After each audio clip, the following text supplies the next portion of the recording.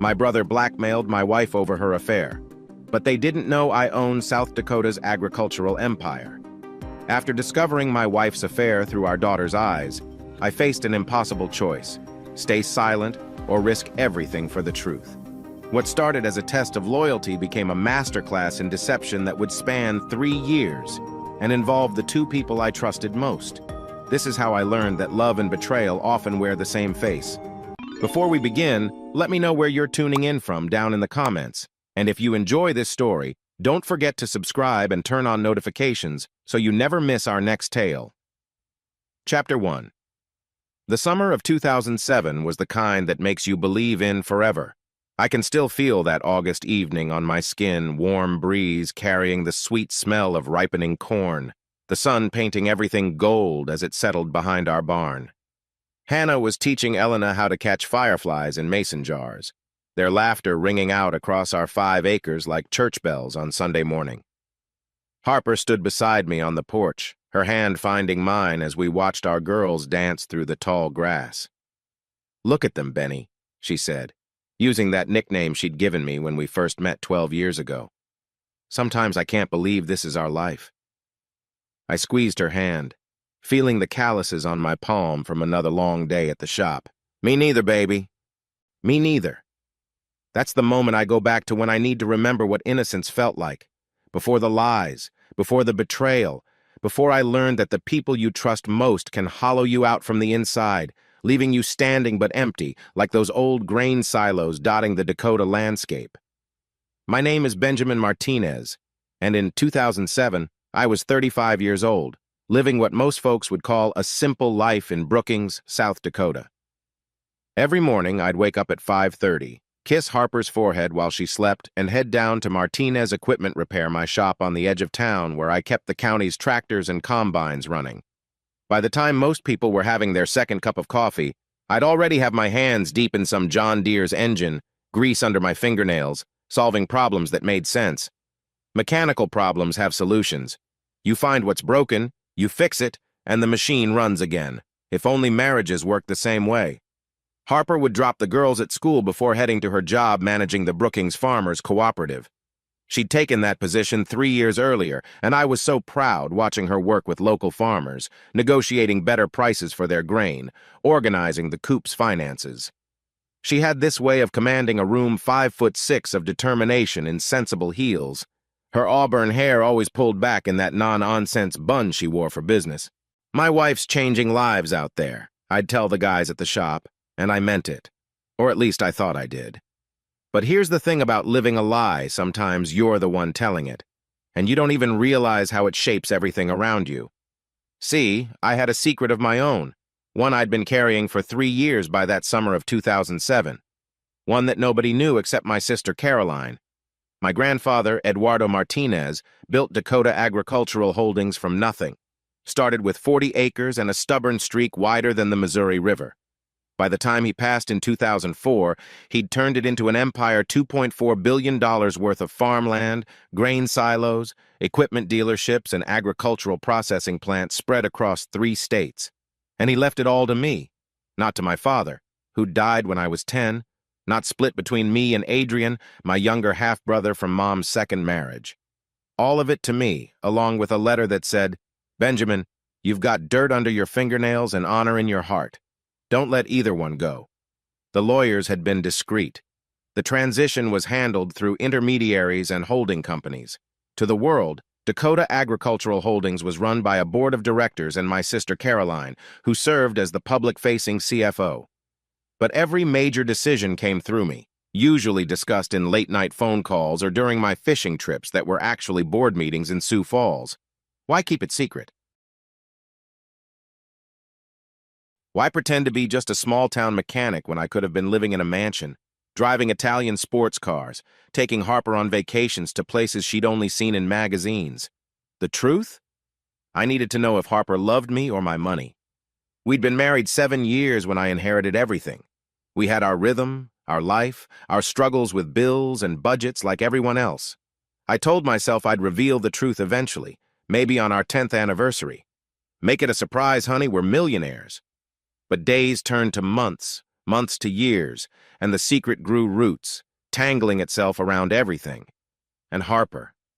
God, Harper had started to change, though I was too blind to see it clearly then. Little comments that seemed like jokes but left tiny cuts. "Benny, you ever think about doing something more than fixing tractors?" She'd asked one night after I'd come home particularly filthy from wrestling with a broken combine harvester. "Like what?" I'd laughed, scrubbing the grease from under my nails at the kitchen sink. "I don't know. Something. Bigger.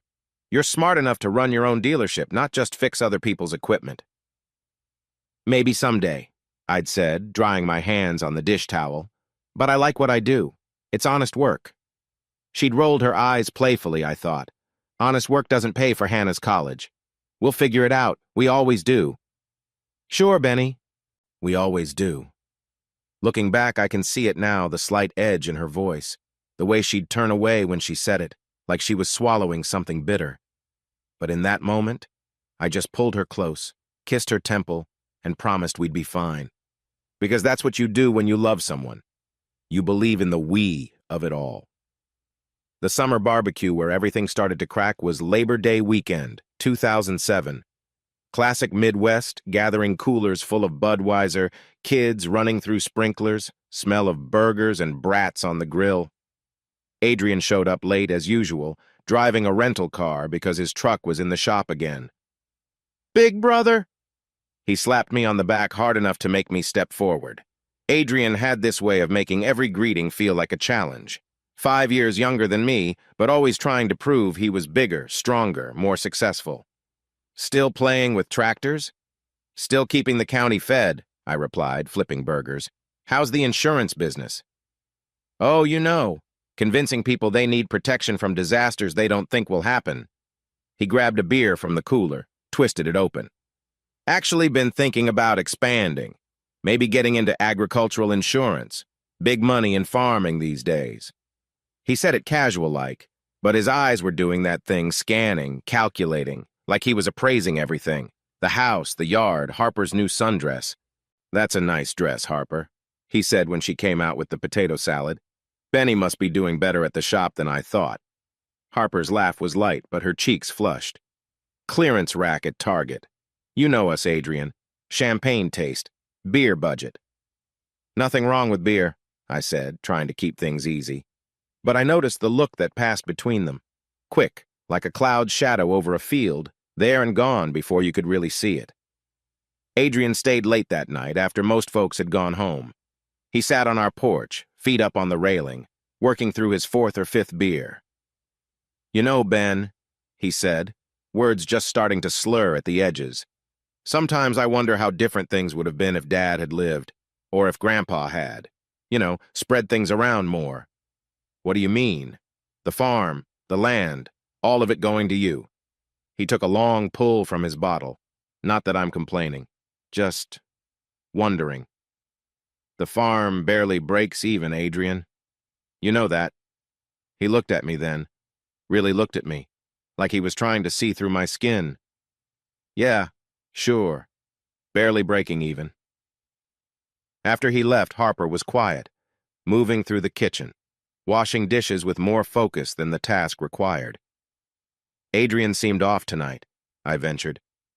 "He's always been jealous of you," she said, not turning from the sink. "Even when there's nothing to be jealous of."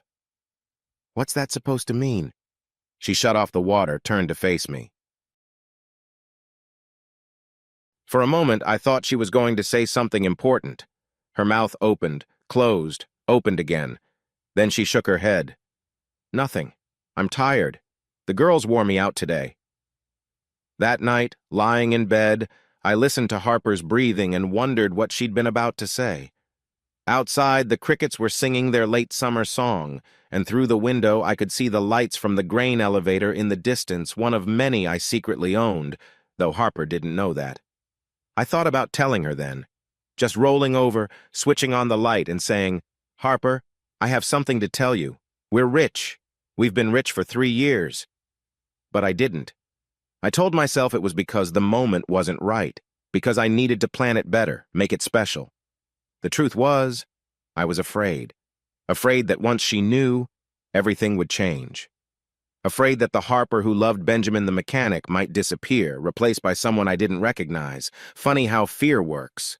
You think you're protecting yourself from one thing, but you're really just clearing the path for something worse. The irony wasn't lost on me. There I was, testing Harper's loyalty with my secret fortune, while she was keeping secrets of her own. Both of us lying in that bed, pretending to be asleep, carrying the weight of our deceptions like stones in our pockets. Hannah called out in her sleep from down the hall, some dream pulling at her, and Harper stirred, automatically starting to get up. I put my hand on her shoulder. "I've got it," I whispered. I padded down the hall to Hannah's room, where she was twisted up in her sheets, hair stuck to her forehead with sweat. 7 years old and already looking so much like her mother, same delicate features, same stubborn chin. "Bad dream, baby girl?" She nodded, still half asleep. The corn was talking. What was it saying? "Secrets," she mumbled, already drifting back. "Everything's full of secrets." I smoothed her hair, kissed her forehead.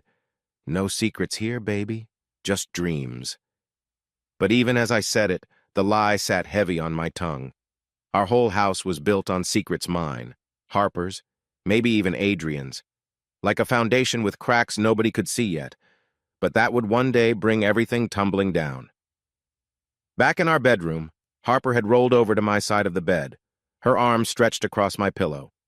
In the moonlight, she looked like the girl I'd married, soft and vulnerable, the worry lines that had started creasing her forehead smoothed away by sleep. I stood in the doorway, watching her, and made a decision. I'd tell her about the money soon. Maybe not everything all at once, but I'd start letting her in. We'd work through whatever came next together. That's what marriages were about, right? Trust, partnership, truth. If I'd known what was already in motion, the Tuesday meetings that weren't meetings, the phone calls she'd take in the garage, the money that would soon start disappearing, I might have made different choices. But that's the thing about standing at the edge of disaster. It looks like solid ground right up until it doesn't. That September night in 2007, with the crickets singing and my daughter's nightmare about talking corn still echoing in my head, I climbed back into bed with my wife. Harper murmured something in her sleep, pulled my arm around her and settled against my chest. I held her close, breathing in the scent of her shampoo, something floral and sweet, the same brand she'd used since we met. "I love you," I whispered into the darkness. She didn't answer, asleep, I thought. But now, looking back, I wonder if she was awake. I wonder if she heard me and couldn't say it back. I wonder if that was the moment when the weight of her own secrets became too heavy to carry alone, when she started looking for someone else to help her bear the load. Or maybe she did love me, in her way. Maybe that's what made everything that came after so much worse. It's easier when love dies clean, a sharp break that heals straight. But when it rots slowly from the inside, when betrayal grows in the same soil as affection, when the person holding the knife to your back is also the one who knows exactly where you're softest, that's the kind of wound that never quite closes right. The last thing I remember from that night is the sound of a train in the distance, carrying grain from the elevator to markets back east. My grain from my elevator, though nobody knew it but me and Caroline. The whistle echoed across the prairie, lonely and long, like it was mourning something that hadn't died yet, but would soon. I should have heard it as a warning. Instead, I heard it as a lullaby, and let it sing me to sleep in the arms of a woman who was already halfway gone. Chapter 2. Fall came early to South Dakota in 2008, the way it sometimes does when the world's trying to tell you something's about to change. The leaves on our big oak turned gold overnight, like someone had flipped a switch, and the morning air bit sharp enough to see your breath even in September. I remember the exact moment I first noticed something was off. October 18th, 2008, the Harvest Festival at the Farmers Cooperative. Harper had been planning it for months, coordinating vendors, organizing the corn maze, making sure every local farmer felt appreciated. I was proud of her, watching from my spot behind the grill as she worked the crowd in her element. She wore that green sweater I'd bought her for Christmas, the one that made her eyes look like honey in sunlight. Her hair was down for once, curling around her shoulders, and she had this energy about her like she was lit from inside. I was flipping burgers, listening to Tom Henderson complain about grain prices when I saw them together for the first time. Elias Brown, manager of the grain silo on the north side of town, one of mine, actually, though he didn't know that. 36 years old, divorced about 2 years back, coached Little League on weekends. The kind of guy everyone called solid and dependable. He was standing with Harper near the dunking booth, and they were laughing about something. Not the polite laugh you share with a colleague, but the real kind, the kind that makes you lean in, touch someone's arm, forget anyone else exists. I watched Harper's hand rest on Elias's forearm for just a beat too long. Watched the way he looked at her when she turned to wave at someone else. Watched the way she looked back at him over her shoulder as she walked away. Earth to Benny. Tom snapped his fingers in front of my face. "You're burning my burger, man." I jerked back to reality, flipped the charred patty. "Sorry, Tom." Got distracted. "Yeah, I saw what distracted you." Tom followed my gaze to where Harper was now talking to the mayor's wife. "Your wife's doing a hell of a job with this festival." "She is," I agreed, but the words felt hollow. That night, while Harper tucked the girls in, I found myself in our bedroom, staring at her nightstand. Her phone sat there, and for the first time in our marriage, I wanted to pick it up, check it, look for. What? Evidence of something I didn't even want to name. "The festival was perfect," I said when she came in, pulling her sweater over her head. "You and Elias seem to have everything under control." She paused, just for a second, her sweater half off. "Elias? Oh, yeah. He was a huge help with logistics. Getting all that corn delivered for the maize was a nightmare." "I bet." She finished undressing, slipped into her pajamas. "You okay? You seem quiet." "Just tired. Long week at the shop." She climbed into bed, kissed my cheek. "Poor baby. Maybe you should hire some help. You can't keep doing everything yourself." If she only knew how much help I actually had, how many people actually worked for me. But I just nodded, turned off the light, and lay there in the dark wondering if I was imagining things, or if my wife had just lied to me about a man named Elias Brown. The late night started 2 weeks later. "Budget meeting ran over," Harper explained, coming home at 9:30 on a Tuesday. "You know how the board gets during harvest season." I was at the kitchen table helping Elena with her homework. Hannah was already asleep upstairs. "Mommy!" Elena jumped up, ran to Harper. "Daddy helped me with my fractions." "That's great, baby." Harper hugged her, but her eyes were somewhere else. "Time for bed now, okay?" After Elena was tucked in, Harper poured herself a glass of wine, the good stuff, I noticed, not our usual $8 bottle. "Since when do we have Malbec?" I asked. She looked at the bottle like she was seeing it for the first time. "Oh, this? Elias. I mean, the board gave all the department heads a bottle. Thank you gift for harvest season. Nice of them." "Yeah." She took a long sip. "I'm going to shower. Long day." I listened to the water run and thought about that pause. Elias, I mean the board. Such a small thing. Nothing really. Except it wasn't nothing, and we both knew it. November brought the first real snow and more late nights. Emergency audits, she said. System upgrades that had to be done after hours. Special committee meetings about grain futures. Always with explanations that were just detailed enough to sound true, but never quite specific enough to verify. The night before Thanksgiving, I'd had enough of wondering. Harper was at another meeting. The girls were at Caroline's for a cousin's sleepover, and I was alone with my suspicions. I drove to the Coop office, telling myself I was just checking if her car was really there. It wasn't. But Elias Brown's truck was, parked behind the building where the security light had burned out months ago and never been fixed. I sat in my truck for 20 minutes, watching the dark windows, waiting for... What? For them to come out together? For my worst fears to be confirmed right there in the parking lot? Finally, I drove home, and when Harper came in at 10:45, I was pretending to be asleep on the couch with the TV on. "Benny?" She shook my shoulder gently. "Come to bed." "How was the meeting?" I asked, stretching like I'd just woken up. "Boring. Financial projections for next quarter." She helped me up, and I caught a scent on her that wasn't hers. Cologne, subtle, expensive. Not the Old Spice that half the farmers in town wore. "You smell different," I said. trying to keep my voice casual. She stiffened, then laughed. Probably smoke from Jim Watson. You know he still smokes those terrible cigars in his office. I told him it's 2008, not 1958, but does he listen? Jim Watson had quit smoking 5 years ago after his heart attack. Everyone knew that. Harper knew that. She knew I knew that. But I just nodded, followed her to bed, and added another lie to the pile growing between us. December was when I found the coat. I was looking for Christmas presents I'd hidden in our closet when I saw it, a beautiful wool coat, charcoal gray, with a label I recognized from the one time Caroline had dragged me shopping in Minneapolis. The kind of coat that cost more than I allegedly made in a month. Harper came in while I was holding it. That's nice, I said, trying to sound normal. Oh! She rushed over, took it from me. You weren't supposed to see that. I got it for myself. Early Christmas present. It was on sale. Must have been some sale.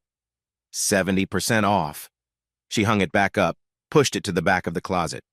You know me, can't resist a bargain. I knew Harper. I knew she clipped coupons for groceries. I knew she bought the girls' clothes at second-hand stores and made them look like new. I knew she hadn't bought herself anything over $50 since Hannah was born. It looks good on you, I said, because what else could I say? You deserve nice things. Her eyes filled with tears then, sudden and unexpected. Do I? Of course you do. Harper, what's wrong? She shook her head, wiped her eyes. Nothing, just stress. The holidays, work, everything. I'm fine. But she wasn't fine. We weren't fine. And that night when she thought I was asleep, I heard her crying in the bathroom, muffling the sound with a towel. I should have gone to her, should have knocked on that door, demanded the truth, offered forgiveness for whatever was happening. But I stayed in bed, paralyzed by my own secrets, wondering if this was how marriages died, not in explosive fights, but in the quiet moments when you choose silence over truth. The week before Christmas, a pipe burst in our basement. Water everywhere, boxes of Christmas decorations floating like sad little boats.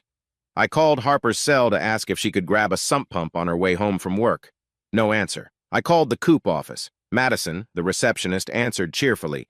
Hey, Madison, it's Ben Martinez. Is Harper still there? I need to catch her before she leaves. Harper? Oh, she left about an hour ago, Ben. Said she had errands to run. Right. Errands. Thanks, Madison. 3 hours later, Harper came home with groceries and that same distracted energy she'd been carrying for months. Pipe burst in the basement, I said, carrying soaked boxes up the stairs. Oh, no. Why didn't you call? I did. Your phone must have died. She pulled it out of her purse, looked at it, fully charged. 3 missed calls from me clearly displayed. That's weird. I must have had it on silent. She didn't meet my eyes. Here, let me help with those boxes. We worked in silence, salvaging what we could from the water damage. Elena's handprint ornament from kindergarten was ruined. The angel topper Harper's grandmother had given us was waterlogged beyond repair. It felt like a metaphor for something, but I was too tired to figure out what. That night, after the girls were asleep, Harper brought me a beer while I sat on the porch despite the cold. We okay? She asked, sitting beside me. Why wouldn't we be? You've been different lately. Quiet. I almost laughed. Me? I'd been different? Just work stuff, I said. You know how it is. Yeah, she said softly. I know how it is.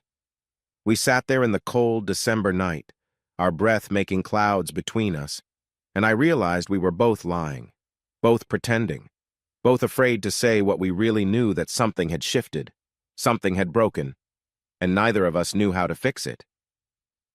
Do you remember? Harper said suddenly. When we first moved here? That first winter? The heat went out and we had to sleep in the living room by the fireplace. You made us hot chocolate with candy canes. And you read to me from that terrible romance novel you found in the basement. Her heaving bosoms yearned for his masculine touch, I quoted. And she laughed, really laughed for the first time in weeks. God, we were young, she said. We're still young, Harper. She looked at me then, really looked at me, and for a moment I saw her not the stranger she'd been becoming, but my Harper. The girl who'd danced with me in this very yard on our wedding day, who'd held my hand through my mother's funeral, who'd cried with joy when the pregnancy test showed positive for Hannah. "Benny," she started, and I could hear it in her voice confession hovering just behind her teeth. "Yeah?" But then Elias Brown's truck drove by on the road, slow like he was looking for something, and Harper's whole body went rigid. She stood up abruptly. "I'm cold. I'm going in." I watched Elias's taillights disappear into the darkness and made a decision. After the holidays, I'd hire that private investigator Maxwell had recommended. Not because I wanted to catch Harper in something, but because I needed to know. The not knowing was eating me alive, making me someone I didn't recognize suspicious, paranoid, calculating. But first, we'd get through Christmas. For the girls, Christmas morning was perfect on the surface. Hannah squealed over her new art set. Elena hugged her American Girl doll like it might disappear. Harper loved the necklace I'd bought her, nothing fancy, just a silver chain with a small diamond, but her hands shook as I clasped it around her neck. "It's beautiful," she whispered. "You're beautiful." She kissed me then, soft and sad, and I tasted goodbye on her lips, even though neither of us said it. Adrian showed up for Christmas dinner, bringing his new girlfriend, a young thing named Brittany, who laughed too loud and drank too much wine. He cornered me in the kitchen while I was carving the turkey. "Nice necklace you got, Harper," he said. "Business must be good at the shop." "It's fine." "Just fine?" He leaned against the counter, studying me. "You know, Ben, if you ever need investors for expansion or anything..." "We're good, Adrian. Are you?" His tone was casual, but his eyes were sharp. "Because Harper mentioned you guys have been struggling a bit. Said she's been worried about money." My hand stilled on the knife. "Harper told you that?" "Just in passing. We ran into each other at the store last week." She seemed stressed. Harper hadn't mentioned seeing Adrian, another small omission to add to the growing list. "We're fine," I repeated, resuming my carving. "If you say so." He grabbed a piece of turkey skin, popped it in his mouth. "Just remember, family helps family, right?" After dinner, I found Harper in our bedroom, sitting on the bed, still wearing the necklace but looking at it in the mirror like it was a chain. "Adrian says you told him we're having money troubles," I said from the doorway. She spun around. "What? No, I might have mentioned things were tight with the holidays. You know how he is, always prying." "Why didn't you tell me you saw him?" "It wasn't important. 5 minutes at Walmart. He was buying beer.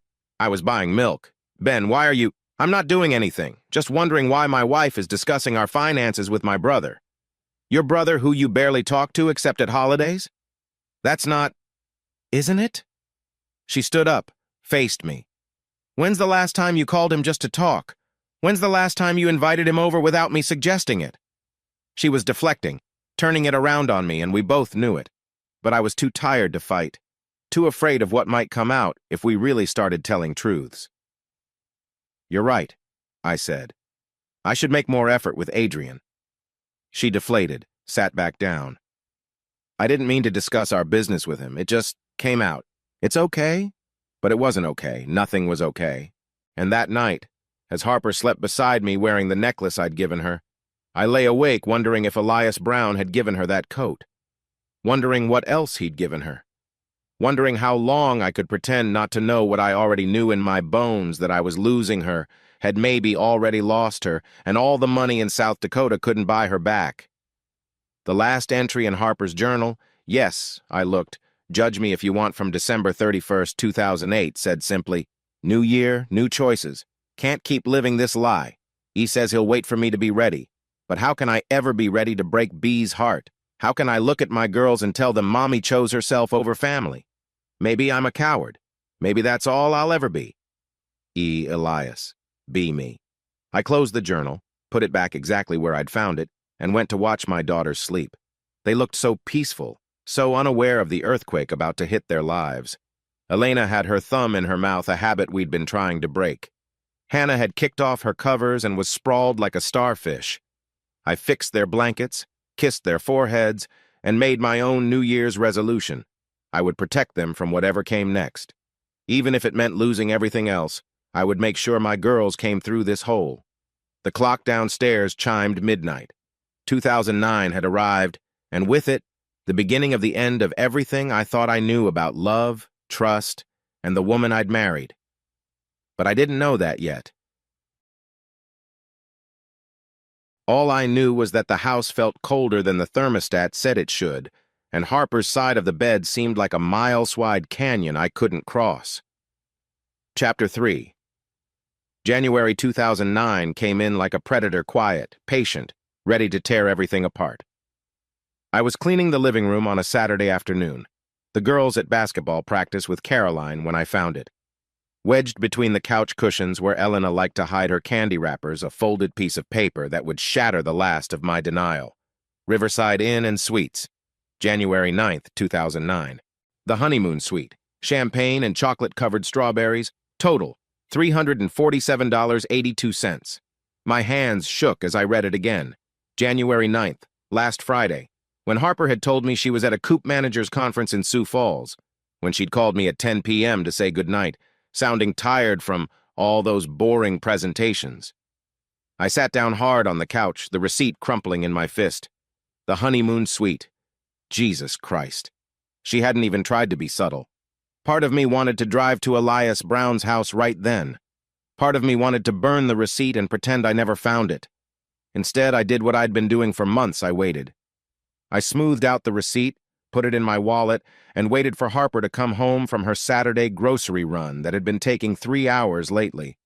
She walked in with 2 bags of groceries and that new perfume she'd started wearing, something expensive that sure as hell didn't come from the Walmart cosmetics aisle. "Hey," she said, not quite meeting my eyes. "How was your morning?" "Good. Found some interesting stuff cleaning the couch." She froze for just a second, then continued to the kitchen. "Oh yeah? More of Elena's candy stash?" "Something like that." I followed her, watched her put away groceries with practiced normalcy. "Harper, can I ask you something?" "Sure." "How was that conference last week? The one in Sioux Falls?" Her hand stilled on a box of cereal. "It was fine. Boring. You know how those things are." "Where did they put you up?"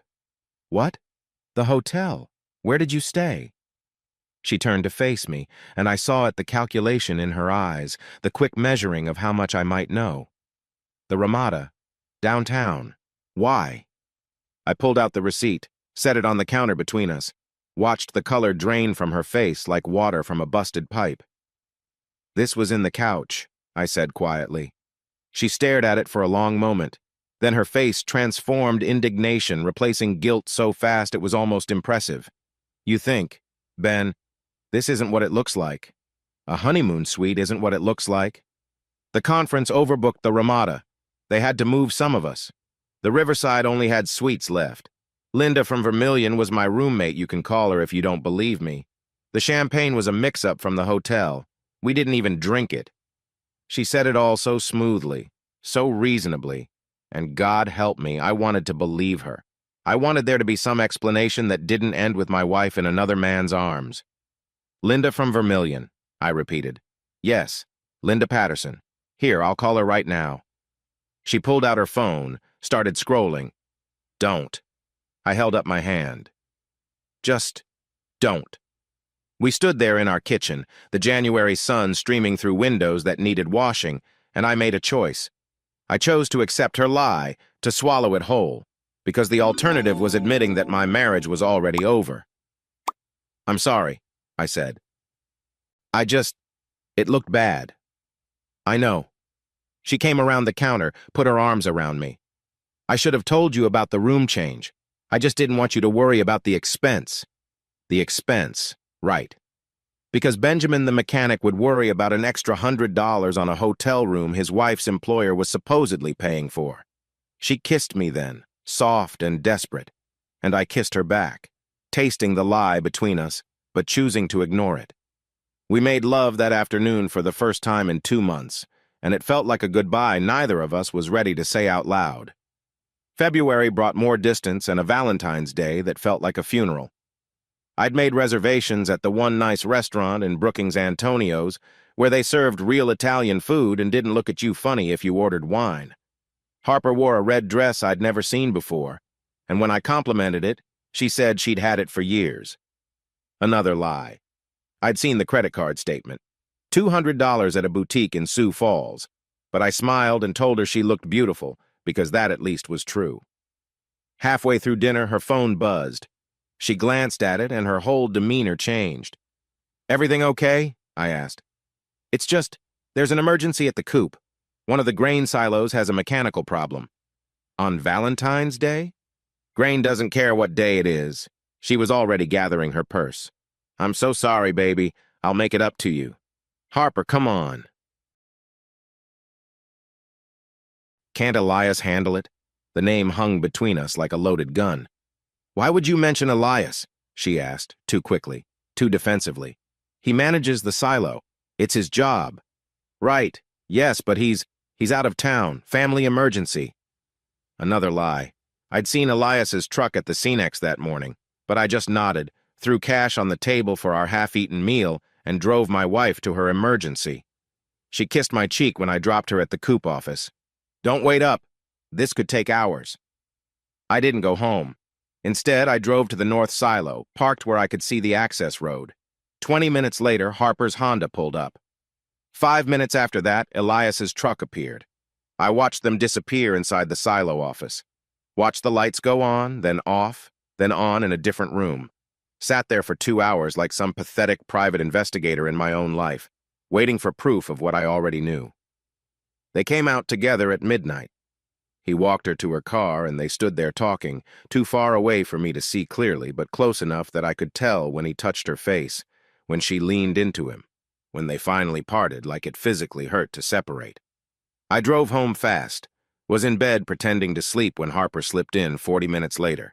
She showered before coming to bed, washing him off her. I thought bitterly, and then lay beside me, careful not to touch. "Ben?" she whispered. "You awake?" I kept my breathing steady, eyes closed. "I'm sorry," she said to the darkness. "I'm so sorry for everything." March arrived with a blizzard and a discovery that changed everything. I was paying bills, or pretending to, since Caroline actually handled most of my real finances, when I noticed our joint savings account was lower than it should be. Not dramatically, but enough to catch my attention. I pulled up the statements online, something I rarely did because Harper usually handled our household banking. What I found made my blood run cold. ATM withdrawals. $500 here, $750 there. Always from the ATM at the Cenex on Highway 14, the one with the broken security camera that had been broken for a year. The one on the way to Elias Brown's house. In the last 3 months, she'd withdrawn nearly $8,000. $8,000. From our savings. Money we'd scraped together over years of careful budgeting. Money meant for the girls' college funds. Money that Harper knew I believed was all we had to fall back on.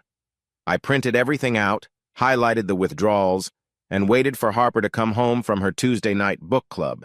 A book club that, when I'd called her friend Sarah to ask about it, apparently didn't exist. She walked in at 9:45, cheeks flushed from the cold or from something else. "How was book club?" I asked from the kitchen table where I had the statements spread out like evidence at a trial. "Fine, we're reading—" She stopped when she saw the papers. "What's all this?" "Our bank statements." "Interesting reading." She came closer, saw the highlighted withdrawals. I watched her face cycle through emotions, surprise, fear, then that indignation she'd gotten so good at. "Are you tracking my spending now?" "When you're spending $8,000 of our savings, yeah, I'm curious." "It's our money. I'm allowed to use it." "For what, Harper? What costs $8,000 in cash?" She was quiet for a long moment, then sat down across from me. "My parents." "What?" "My dad's sick. His kidneys. They need help with medical bills, but they're too proud to ask, so I've been giving them money without telling them it's from us." I stared at her. Her father had run a marathon last month, posted pictures on Facebook, but here she was, lying with tears in her eyes, so convincing that for a second I almost bought it. "Your dad's sick," I repeated flatly. "Yes, with his kidneys. Yes." "Harper, I saw him at Hardware Hank yesterday buying lumber for a new deck." The tears stopped like someone turned off a faucet. "You don't know everything, Ben." "Then tell me the truth. Where's the money going?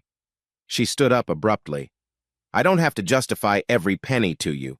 God, when did you become this person? Suspicious of everything, following me around. I'm not following you around. Really? Then how did you know about my dad being at Hardware Hank? Because I was there buying parts for the shop. Jesus, Harper, not everything is a conspiracy. Isn't it? She grabbed her purse. I'm going to stay at my sister's tonight. I can't do this right now.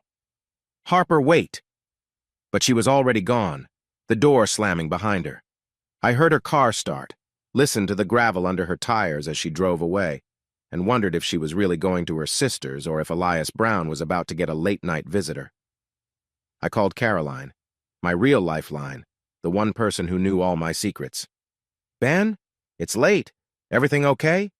No, I said, and the word broke something in me. No, Caroline, nothing's okay. I told her everything.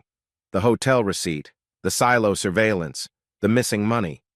She listened without interrupting, and when I was done, she said the words I'd been avoiding for months. You need to hire a private investigator. I know. And you need to protect your assets. I know. Ben, does she know? About the money? No, at least I don't think so, but Adrian's been sniffing around, asking questions. Adrian's always been a snake, but he's also family. Would he really? I don't know what anyone would really do anymore, Caroline. She was quiet for a moment. Come to Sioux Falls tomorrow. Meet with Maxwell. Start getting your ducks in a row. If this goes south... When? When this goes south. When this goes south, you need to be ready. Especially for the girls. The girls. Christ, I'd been so focused on Harper's betrayal that I'd almost forgotten the real victims in all this. How do I tell them their mom? I couldn't finish the sentence. You don't. Not yet. You gather evidence, you protect yourself legally and financially, and when the time comes, you make sure they know it's not their fault. After we hung up, I walked through our house like a ghost, past the wedding photos in the hallway, past the crayon drawings on the fridge, past the laundry basket full of Harper's clothes that still smelled like that expensive perfume. I stopped at the girls' room, watched them sleep. Elena had kicked off her covers again. Hannah was cuddling the stuffed elephant Harper had given her for her birthday. I'm going to fix this, I whispered to them. I don't know how, but I'm going to fix this. My phone buzzed. A text from Harper. Staying at Janet's. We'll get the girls ready for school in the morning. We need to talk when you're ready to be reasonable. Reasonable. Like I was the one being unreasonable.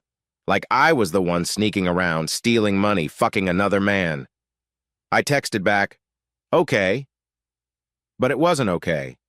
And the next morning, after Harper had come and gone with the girls, after I'd sat in my empty house drinking coffee that tasted like betrayal, I made 2 phone calls. The first was to Maxwell Garcia, my lawyer. The second was to Jesse Wilson, private investigator. The third, though I didn't know it yet, would be to Adrian, when he'd call me that night with information that would change everything. Ben, he'd say, his voice strange, I think we need to talk about Harper and Elias Brown. I know something you need to know. Chapter 4, April 2009. The month everything died and came back to life at the same time. Adrian's call had come at 11 p.m. on a Tuesday, 3 days after Harper's dramatic exit to her sister's house. Ben, don't hang up, he'd said, words slurred just enough to tell me he'd been drinking. I'm at Murphy's Tavern. You need to come here, now. Adrian, I'm not in the mood. It's about Harper and Elias. I have proof. The word hit me like cold water. What kind of proof? The kind that'll make you wish you'd listened to me sooner. Just come. Alone. Murphy's Tavern sat on the outskirts of town, the kind of place where farmers went to drink away bad harvests and worse marriages. I found Adrian in a back booth, baseball cap pulled low, a manila envelope on the scarred wooden table in front of him. You look like hell, he said when I sat down. Thanks. You said you have proof? He pushed the envelope toward me. Before you open that, you should know I didn't go looking for this. I was just in the right place at the wrong time. Inside were photographs. Harper and Elias outside the Riverside Inn. Harper and Elias kissing in his truck. Harper and Elias entering a cabin out by Lake Campbell. The dates on the photos went back 6 months. My hands shook as I flipped through them. How did you... I've been seeing this girl who works at the Riverside, Brittany. She mentioned seeing Harper there a few times, always with the same guy, so I got curious. So you followed my wife? I followed my instinct. He took a long pull from his beer. Ben, there's more. More? Harper's been moving money, not just from your joint accounts. She's been skimming from the coop. I stared at him. That's impossible. Is it? Who does the books? Who has access to all the accounts? Who's been working late for months? He pulled out his phone, showed me screenshots of text messages. Brittany's cousin works at the credit union. Harper's opened accounts you don't know about. She's planning something, Ben. Something big. The texts were between two numbers I didn't recognize, but the content was clear. I've moved another 10K. Should have enough by summer. Perfect. Mexico is waiting. What about B and the girls? We discussed this. You know what you have to do. B, the girls, Mexico. These could be anyone, I said, even though I knew they weren't. Could be. Adrian leaned back. But they're not, and you know it. Why are you showing me this? What do you want? His face darkened. What do I want? Jesus, Ben, you're my brother. Yeah, we've had our issues, but this... Nobody deserves this. I wanted to believe him. Wanted to believe that for once Adrian was acting without an angle. But I knew better. How much? I asked. What? How much do you want to keep quiet about this? He actually looked hurt. You think I'm blackmailing you? Aren't you? No, you asshole, I'm trying to help you. He stood up, threw a 20 on the table. But you know what? Forget it. Handle your cheating wife yourself. He started to leave, then turned back. You want to know the truth? I've known about your money for years. Grandpa told me before he died. Told me he was leaving it all to you because you'd do right by it. And you know what? He was right. You're the good son, the responsible one, the one who deserves the perfect life. Adrian. But here's the thing, Ben. Your perfect life? It's a lie. And the longer you pretend otherwise, the more it's going to cost you. He left me there with the photos and the screenshots and the weight of truth I couldn't ignore anymore. I drove home in a daze, called Jesse Wilson from my truck in the driveway. Mr. Martinez, it's late. Can you meet me tomorrow? Early. I need to hire you. Of course. 7 a.m. at the diner? Make it 6. And Jesse? This needs to be discreet. Always is. That night I didn't sleep. I sat in my workshop surrounded by broken engines I knew how to fix, holding photos of a marriage I didn't. At 3 a.m., Harper texted, "Girls miss you. Coming home tomorrow to talk." I texted back, "Okay." But I was done with okay. Done with lies. Done with pretending. The meeting with Jesse was illuminating. He was a small man with forgettable features perfect for his job, but his eyes were sharp as tungsten carbide drill bits. I need everything, I told him. Where she goes, who she sees, what she's planning. Timeline? Yesterday. He studied the photos Adrian had given me. These are good, but amateur. I can do better. I don't need better. I need complete. Understood. What about the brother? What about him? In my experience, when family members suddenly develop a conscience about affairs, they're usually playing an angle. You think Adrian's involved? I think everyone's involved until proven otherwise. He pulled out a notebook. Tell me about your financial situation. I hesitated, then made a decision. What I'm about to tell you is confidential. Everything we discuss is confidential. No, I mean legally confidential. I need your discretion agreement to cover corporate assets. His eyebrows rose slightly. Corporate assets. I own Dakota Agricultural Holdings. The only sign of his surprise was a slight pause in his note-taking. The whole company? Every grain of it. And your wife doesn't know? Nobody knows except my sister and my lawyer. Jesse set down his pen. Mr. Martinez, with all due respect, you should have hired me 6 months ago. I know. Your wife is planning to leave with significant assets. Your brother is mysteriously helpful, and you're sitting on a fortune nobody knows about. This isn't just an affair. This is a conspiracy. The word hit hard. Conspiracy. like something out of a movie, not my life. Can you prove it? I asked. Give me 2 weeks. Harper came home that afternoon, contrite and careful. She hugged the girls extra long, made their favorite dinner, helped with homework. The perfect mother. The devoted wife. If I hadn't seen those photos, I might have believed the performance. After the girls were in bed, she found me in the garage working on a carburetor that didn't need fixing. We need to talk, she said. So talk. I'm sorry about the other night. You had every right to ask about the money. I kept my eyes on the engine. And I haven't been honest with you. My hands stilled. Was she actually going to confess? The money is for a surprise, she said. For our anniversary. I wanted to take you to Hawaii. The girls too. A real vacation, not just camping at the state park. I looked up at her then and saw something I hadn't expected: tears. Real tears. Hawaii, I repeated. I know it's stupid. I know we can't afford it. But I wanted to give you something special, to make up for being such a bitch lately. Harper. No, let me finish. She came closer, took my greasy hands in hers.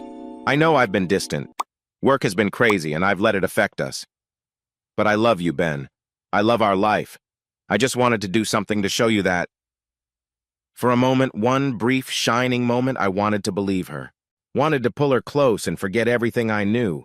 Then I smelled it. That cologne. Elias's cologne. On my wife's skin. I pulled my hands away. Hawaii sounds nice. Really? You're not mad? No, I'm not mad. Disappointed, disgusted, heartbroken, but not mad. Mad was too small a word for what I felt. She kissed my cheek and I forced myself not to flinch. I'm going to shower. Come to bed soon? Yeah, soon. As she walked away, my phone buzzed. A text from Jessie. Tracking device planted on her car. Cameras operational at primary locations. The hunt begins. I looked at the carburetor in front of me, its parts spread out like the pieces of my marriage. The difference was, I knew how to put the carburetor back together. The marriage was beyond repair. 2 days later, Jesse called with his first report. She met Elias at the Lake Campbell cabin yesterday afternoon. Stayed 2 hours. I have photos and audio. Audio? Parabolic microphone. They discussed timeline. She needs 3 more months to move the money. He wants to leave sooner. Did they mention the girls?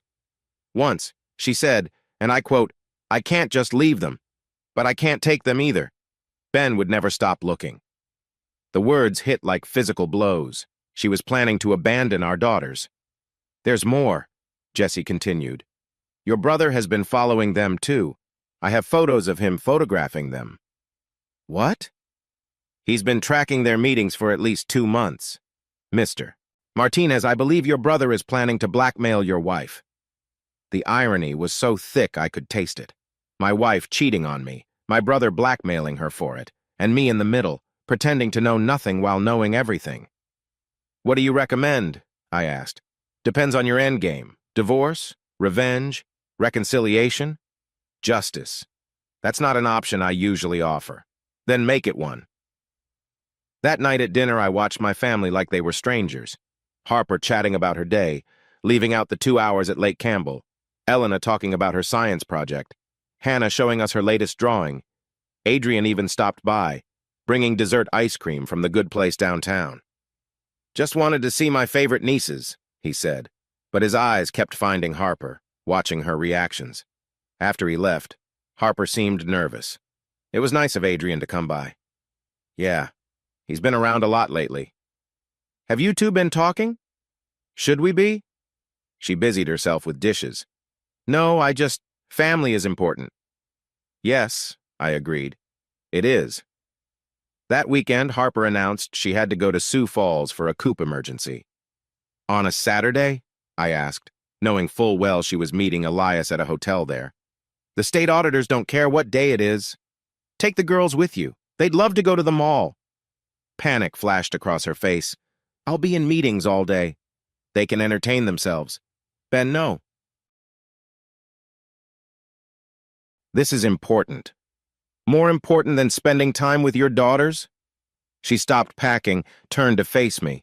What's that supposed to mean? Nothing. Just seems like you're gone a lot lately. Someone has to make money in this family. There it was. The dig at my income, at my supposed failure as a provider. If only she knew. "You're right," I said mildly. "Go to your meeting." She left, and I took the girls fishing at Lake Campbell. We drove past the cabin where their mother had been 2 days earlier, planning her escape. They sang songs in the back seat, innocent and trusting, and I gripped the steering wheel until my knuckles went white. That night, Jesse called with the recording from Harper's hotel room. I sat in my truck in the driveway, listening to my wife plan her new life with another man. "After Mexico, maybe Costa Rica," Elias was saying. "What about the investigation?" Harper's voice. "What investigation? By the time they notice the money's gone, we'll be ghosts." "I still think we should take the girls." "Harper, we've been over this. 2 adults can disappear. 2 adults with 2 kids? That's an Amber Alert." "I know, I'm their mother." "You're also about to be a thief. You want them to grow up with that?" There was a long pause, then Harper's voice, smaller now. "Sometimes I think we should just tell Ben. Ask for a divorce. Do this right." "With what money?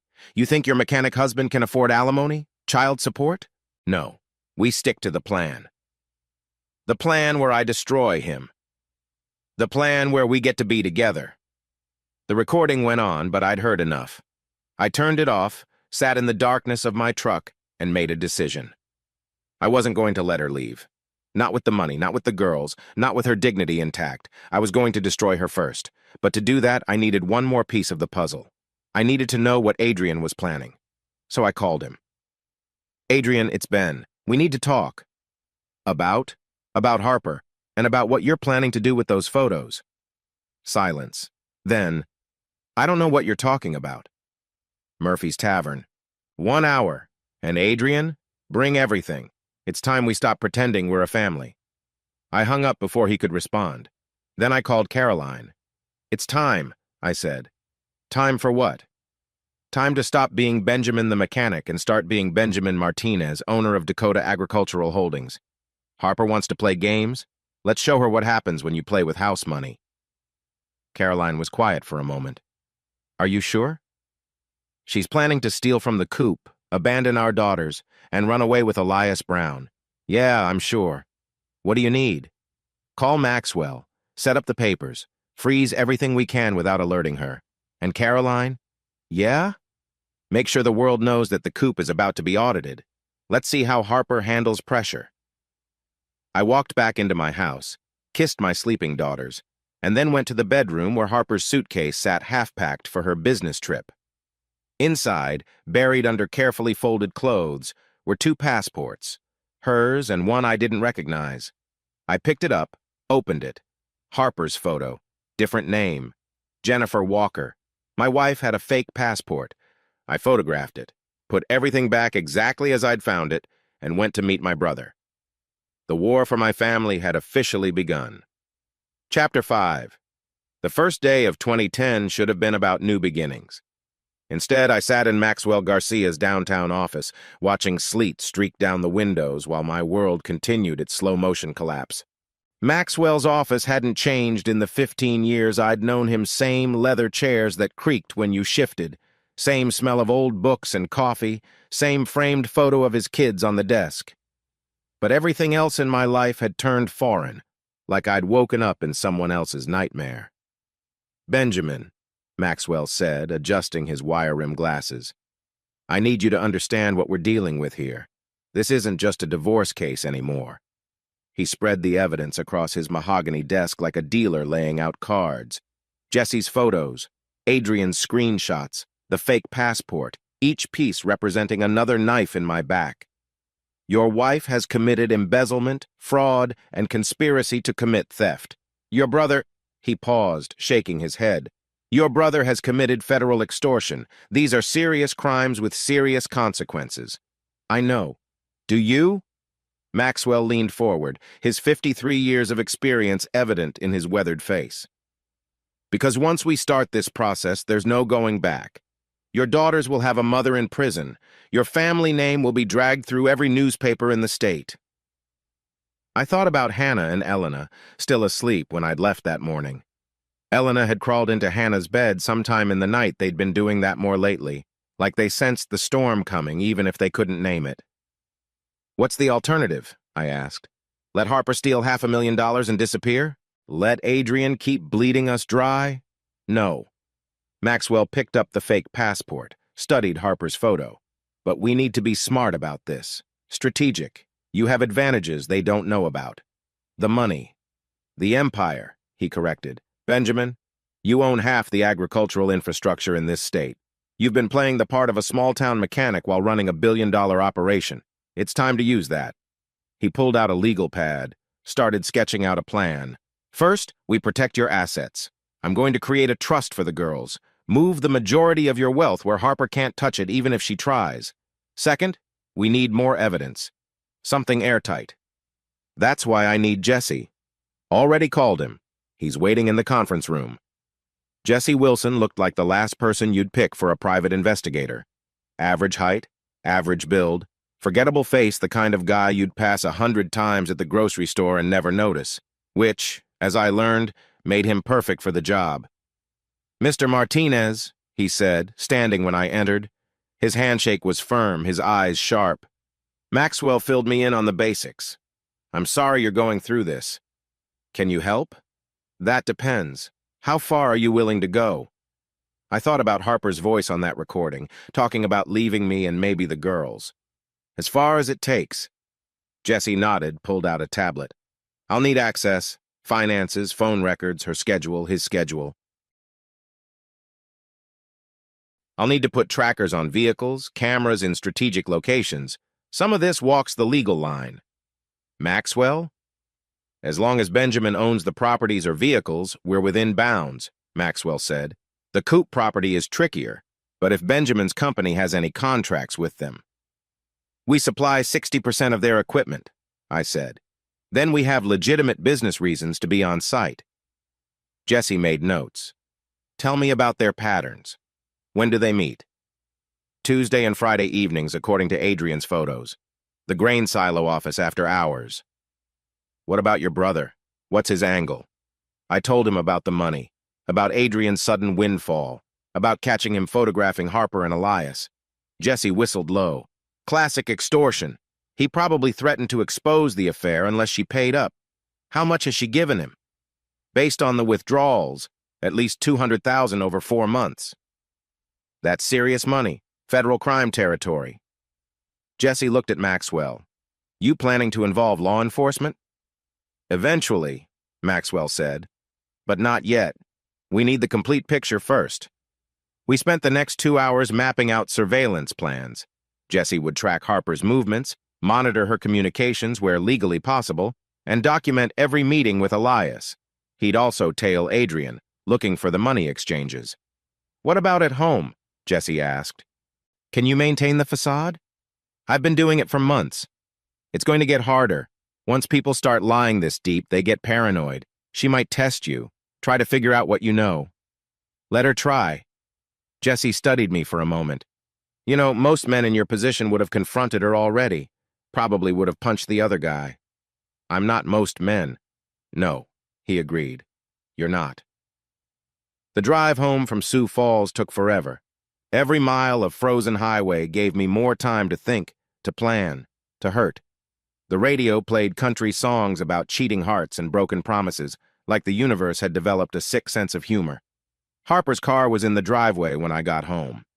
Saturday afternoon, she should have been at her sister's with the girls. Instead, I found her in our bedroom, going through my dresser drawers. Looking for something? I asked from the doorway. She jumped, spun around. Ben, you scared me. I was doing laundry. The drawers were too neat, like she'd been searching carefully and putting everything back exactly as she found it. Find anything interesting? What? No, She forced a laugh. Why would I find anything interesting in your underwear drawer? I don't know, Harper. Why were you looking? Something shifted in her face, a flash of suspicion. Where were you this morning? Hardware store. Needed parts for the Jacobson's tractor. The hardware hank was closed. I drove by. My heart hammered, but I kept my face neutral. The one in Madison. They had the parts I needed. She watched me for a long moment, and I watched her watching me. Two liars standing in the bedroom where we'd conceived our children, each trying to figure out what the other knew. "The girls are at Caroline's," she finally said. "I thought we could talk. About us, about what's happening to us." The audacity of it, her standing there, probably still smelling like Elias's cologne, wanting to talk about us. "What's happening to us, Harper?" She sat on the bed, pulled her knees up like she used to when we were young and talking about dreams instead of deceptions. "We're falling apart, Ben. You know it, I know it. We barely talk anymore. We're talking now. No, we're performing, both of us, like actors who forgot why they took the role." I wanted to laugh or scream or show her the photos in my wallet of her and Elias. Instead, I sat down beside her, careful not to touch. "What do you want, Harper?" "I want." She paused, and I could see her weighing her words, calculating what she could say without revealing too much. "I want us to be honest with each other." "Okay. You first." She looked at me sharply. "What's that supposed to mean?" "Nothing. Just, if we're being honest, you start." The silence stretched between us like a tightrope. Finally, she stood up. "I have to go to the office." Coop emergency. On Saturday? "Grain doesn't care what day it is," she said, echoing her Valentine's Day excuse. After she left, I called Jessie. "She's heading out, probably to Elias." "I'm on it. By the way, interesting development. Your brother's been making calls to a real estate agent in Denver." "Denver?" "Seems he's planning a move, looking at properties way above his supposed income level." Of course he was. Adrian had found his golden goose and was already planning how to spend the eggs. That night, I sat in my workshop, supposedly fixing a carburetor, but really staring at nothing. Caroline called around 9. "How are you holding up?" "Fantastic. Living the dream." "Ben, did you know Harper's been looking through my things? She's getting suspicious." "Then maybe it's time to speed up the plan. Maxwell says we need more evidence. Maxwell's never had his spouse fuck his grain silo manager." The crude words from my proper sister shocked a laugh out of me. "Caroline!" "What?" "I'm tired of watching them hurt you. Both of them. Adrian's always been a jealous little shit, but this is beyond." "He's still our brother." "No, he was our brother. Now he's just another criminal who happens to share DNA." Through the workshop window, I could see Harper's headlights turning into the driveway. 10:30. Right on schedule for her emergency meetings. "She's home. I have to go." "Ben, be careful. Cornered animals do desperate things." As I walked back to the house, I thought about Caroline's warning. Harper was definitely feeling cornered, even if she didn't fully understand why. The question was, how desperate would she get? I was about to find out. Harper was in the kitchen, pouring herself wine with shaking hands. Her hair was mussed, her lipstick gone. "Emergency resolved?" I asked. She nodded, not meeting my eyes. "Yeah, all good." "Harper." "What?" "You have hay in your hair." Her hand flew to her head, found the piece of straw, the kind that covered the floor of the silo's storage room. Her face went white, then red. We had to check the upper storage for moisture damage." "In your good clothes?" "I didn't have time to change." We stood there in our kitchen, under the lights we'd picked out together 5 years ago, and I realized this was it. The last time we'd pretend everything was normal. Tomorrow the investigation would begin in earnest. The trackers would go on, the cameras would roll, the evidence would pile up until even Harper's best lies couldn't cover the truth. "I'm tired," I said, "going to bed." "Ben?" I turned back. "Do you still love me?" The question hung in the air like a death rattle. Did I? Could you love someone who'd betrayed you so completely? Could you love a stranger wearing your wife's face? "I love who you used to be," I said finally. "I love the mother of my children. But the woman standing in front of me? I don't even know her." I left her there with her wine and her hay and her guilt and went to check on our daughters. They were home from Caroline's, both asleep in Hannah's bed again. I pulled the blanket up over them, kissed their foreheads, and made a silent promise. Whatever happened next, I'd protect them from the worst of it. Outside their window, snow began to fall, covering the dead grass and frozen ground in pristine white. By morning, everything would look clean and new, but underneath, the earth was still the same cold, hard, and waiting for spring to reveal what had been hidden all winter long. Chapter 6. Hannah found the bank statement on a Saturday morning in late January 2010, 2 weeks after my meeting with Maxwell and Jesse. She came into the workshop where I was rebuilding a transmission, holding the paper like it might explode. "Dad?" Her voice was small, confused. "Is Mom buying a house?" My wrench slipped, skinning my knuckle. "What do you mean, sweetheart?" She handed me the statement, pointing at the withdrawals. 4 of them, $50,000 each, regular as clockwork since October. My chest tightened even though I already knew about them. Jesse had pulled the records days ago. "Why would Mom need $200,000? Hannah asked, her 15-year-old face creased with worry. I pulled her into a hug, grease-stained hands and all. "It's adult stuff, baby.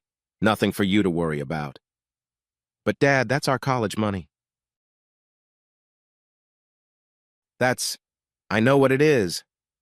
I kept my voice gentle. "I'll talk to Mom about it, okay? But this stays between us for now." She nodded against my chest. "Is everything okay? You and Mom have been weird lately." Weird. That was one way to describe finding out your wife was funding her escape plan with your children's future. "We're working through some things," I said. "But no matter what happens, you and Elena are loved and safe. Got it?" "Got it." After she left, I called Jesse. "We need to accelerate. The kids are noticing things." "Already on it. I've got something you need to see. Can you meet me at the truck stop off Highway 14A?" An hour later, I sat in Jesse's nondescript sedan, looking at photos that made my stomach turn. Harper and Adrian at a diner in Elkton, Harper sliding an envelope across the table, Adrian counting bills with a satisfied smirk. "This was yesterday," Jesse said. "She withdrew another 50 grand that morning. That makes 250,000 total. That we know about. There might be other accounts." Jesse pulled up more photos on his tablet. "Here's where it gets interesting. After the handoff, I followed Adrian. He went straight to First National and deposited 40,000. The other 10, look at this." A photo of Adrian at a luxury car dealership in Sioux Falls, talking to a salesman next to a brand new Dodge Ram. "He's not even trying to hide it," I said. "Why would he? As far as he knows, you're clueless. Harper won't report him for extortion because that would mean admitting to the affair. It's the perfect crime." "Except it's not." "No," Jesse agreed. "It's not." That evening, I decided to test Adrian. Showed up at his apartment with a six-pack, playing the concerned older brother. "Benny!" He seemed genuinely happy to see me, which made everything worse. "Come in, come in. Place is a mess, but..." His apartment wasn't a mess. It was newly furnished with leather furniture, a massive TV, electronics that cost more than he supposedly made in 6 months. "Nice setup," I said, handing him a beer. "Business must be good." "Can't complain." He took a long pull. "Actually, yeah, things have been turning around. That investment I told you about really paid off." "What investment?" His eyes shifted. "Oh, you know, online stuff, cryptocurrency." "Cryptocurrency." I kept my voice neutral. "Risky. High risk, high reward." He clinked his bottle against mine. "Sometimes you gotta take chances, right?" "Sure. Speaking of chances, Harper mentioned she's been helping Mom and Dad with their house." The briefest flicker of confusion crossed his face before he recovered. "Oh yeah, good of her. They needed it." There it was.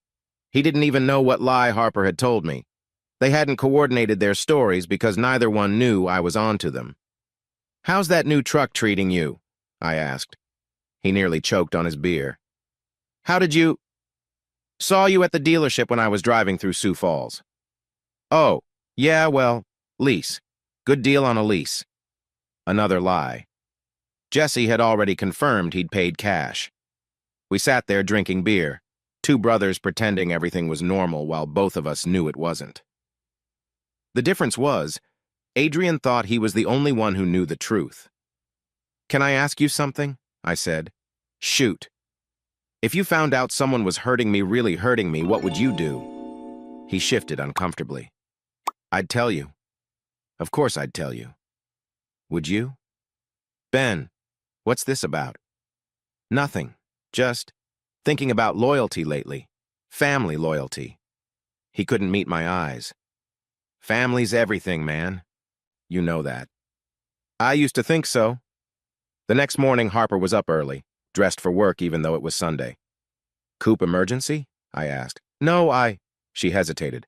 I'm meeting my parents for breakfast, about the renovation. The renovation that doesn't exist? The words slipped out before I could stop them. Harper froze, coffee mug halfway to her lips. What? I called your dad last week, about the renovation. He had no idea what I was talking about. The mug shook in her hand. You called my father. I was going to offer to help. Thought maybe I could do some of the work myself, save them money. You had no right. No right? Harper, you've taken $250,000 from our accounts, our daughter's college funds. If it's not for your parents, where is it? She set the mug down carefully like it might shatter. How do you know the exact amount? I can read bank statements. Have you been spying on me? Have you been stealing from us? We faced each other across the kitchen island, the same island where we'd taught Hannah to make cookies, where Elena had done her kindergarten homework, where we'd shared 1,000 morning coffees back when we still shared truth between us. I can explain, she said quietly. I'm listening. But instead of explaining, she grabbed her purse and headed for the door. I have to go. Harper. Not now, Ben. Just... Not now. After she left, I found Elena in the living room, curled up with a book but not reading it. You okay, baby girl? She looked up at me with eyes too knowing for 13. Mom's in trouble, isn't she? Why would you think that? I heard you fighting. About money. She closed her book. Is she gonna leave us? The question gutted me. No, sweetheart. Mom's not going anywhere. Not if I had anything to say about it. That afternoon, Jesse called with urgent news. You need to hear this.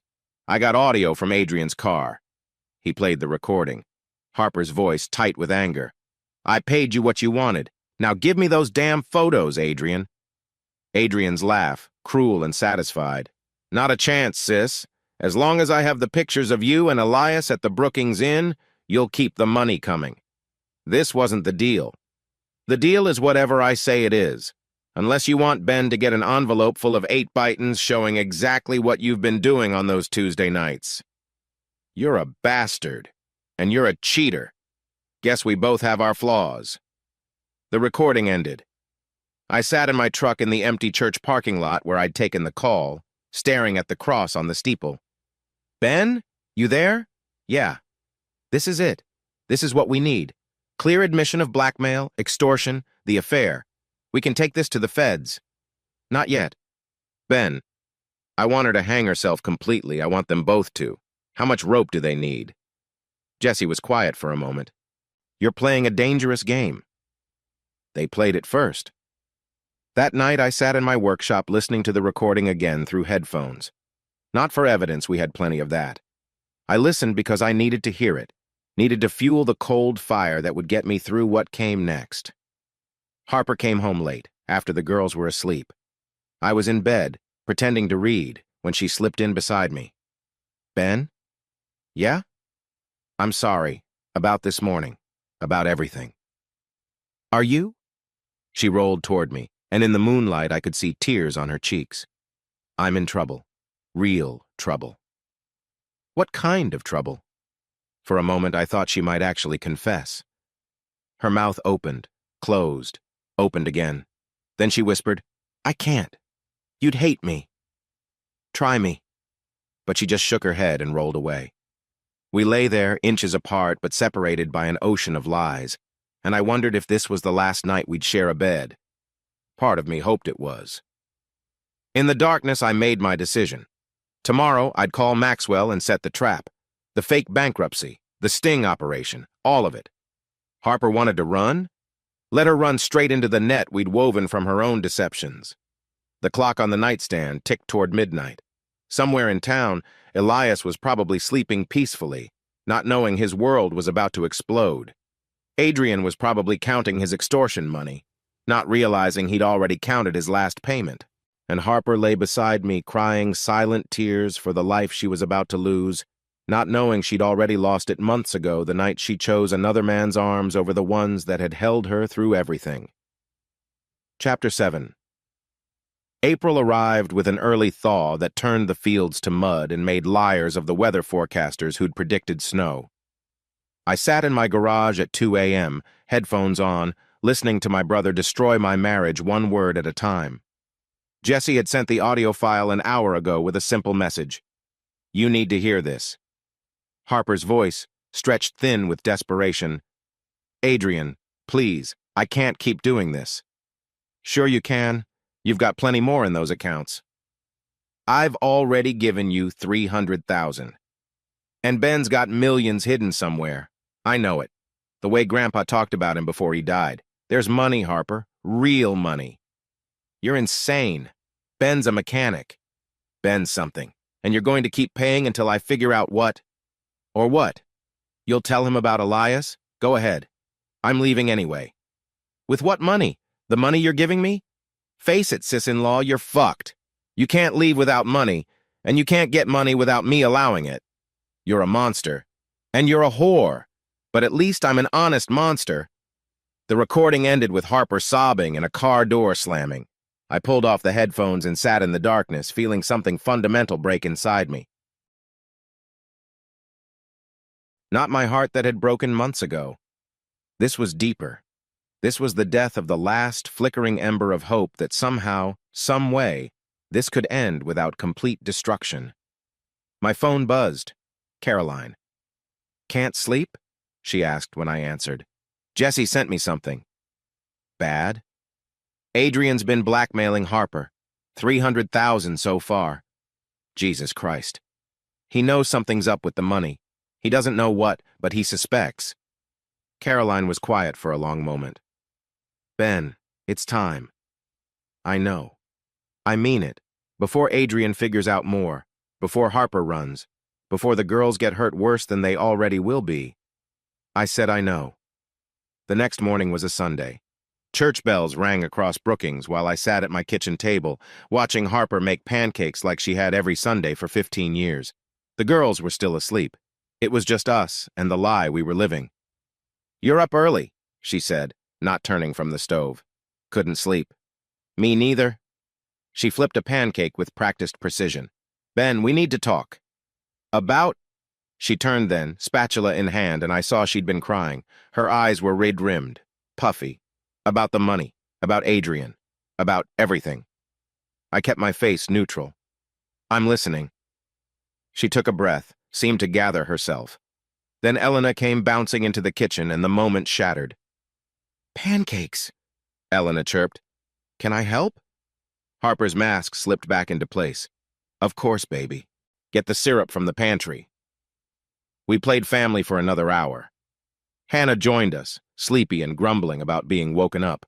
We ate pancakes and talked about school and basketball practice and everything except the fact that our family was already dead, just waiting for someone to make it official. After breakfast, Harper said she needed to run errands, but I knew from Jesse's surveillance that she was meeting Adrian at the old rest stop on Highway 77. I waited 15 minutes, then followed. I parked behind the abandoned gas station where I could see but not be seen. Jesse was already there in his sedan, camera ready. Harper's Honda sat next to Adrian's new truck. I watched them through binoculars, saw Harper hand over another envelope, saw Adrian count the bills with that satisfied smirk I'd grown to hate, saw him lean in and say something that made Harper recoil. Then something unexpected happened. Elias Brown's pickup pulled into the rest stop. Harper's whole body went rigid. Adrian tensed, looked between Harper and the approaching truck. Elias got out, jaw set, walking with purpose.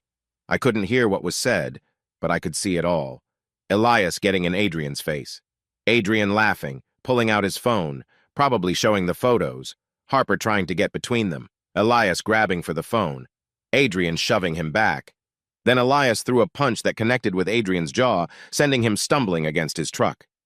Adrian wiped blood from his mouth, said something that made Elias lunge again. This time Harper caught him, held him back. She was crying, gesturing wildly between both men. Jesse's voice crackled through my phone. "You seeing this?" "Yeah." "Want me to call it in?" "No, let it play out." Adrian got in his truck and peeled out, gravel flying. Elias pulled Harper into his arms and she collapsed against him, sobbing. They stood there in that abandoned rest stop, clinging to each other while I watched the woman I'd married choose another man's comfort. They talked for another 10 minutes before leaving in separate vehicles. I waited until they were gone, then drove to Caroline's. She took one look at my face and pulled me inside. What happened? I told her about the confrontation, about Elias knowing about the blackmail now. "This accelerates things," she said. "If Elias knows, he might convince Harper to go to the police." "She won't. That would mean admitting to the affair, the embezzlement. Or they might run. Tonight, tomorrow, soon." She was right. I called Maxwell from Caroline's kitchen. "We need to move now," I said. "The fake bankruptcy, everything. How fast can you have the papers ready?"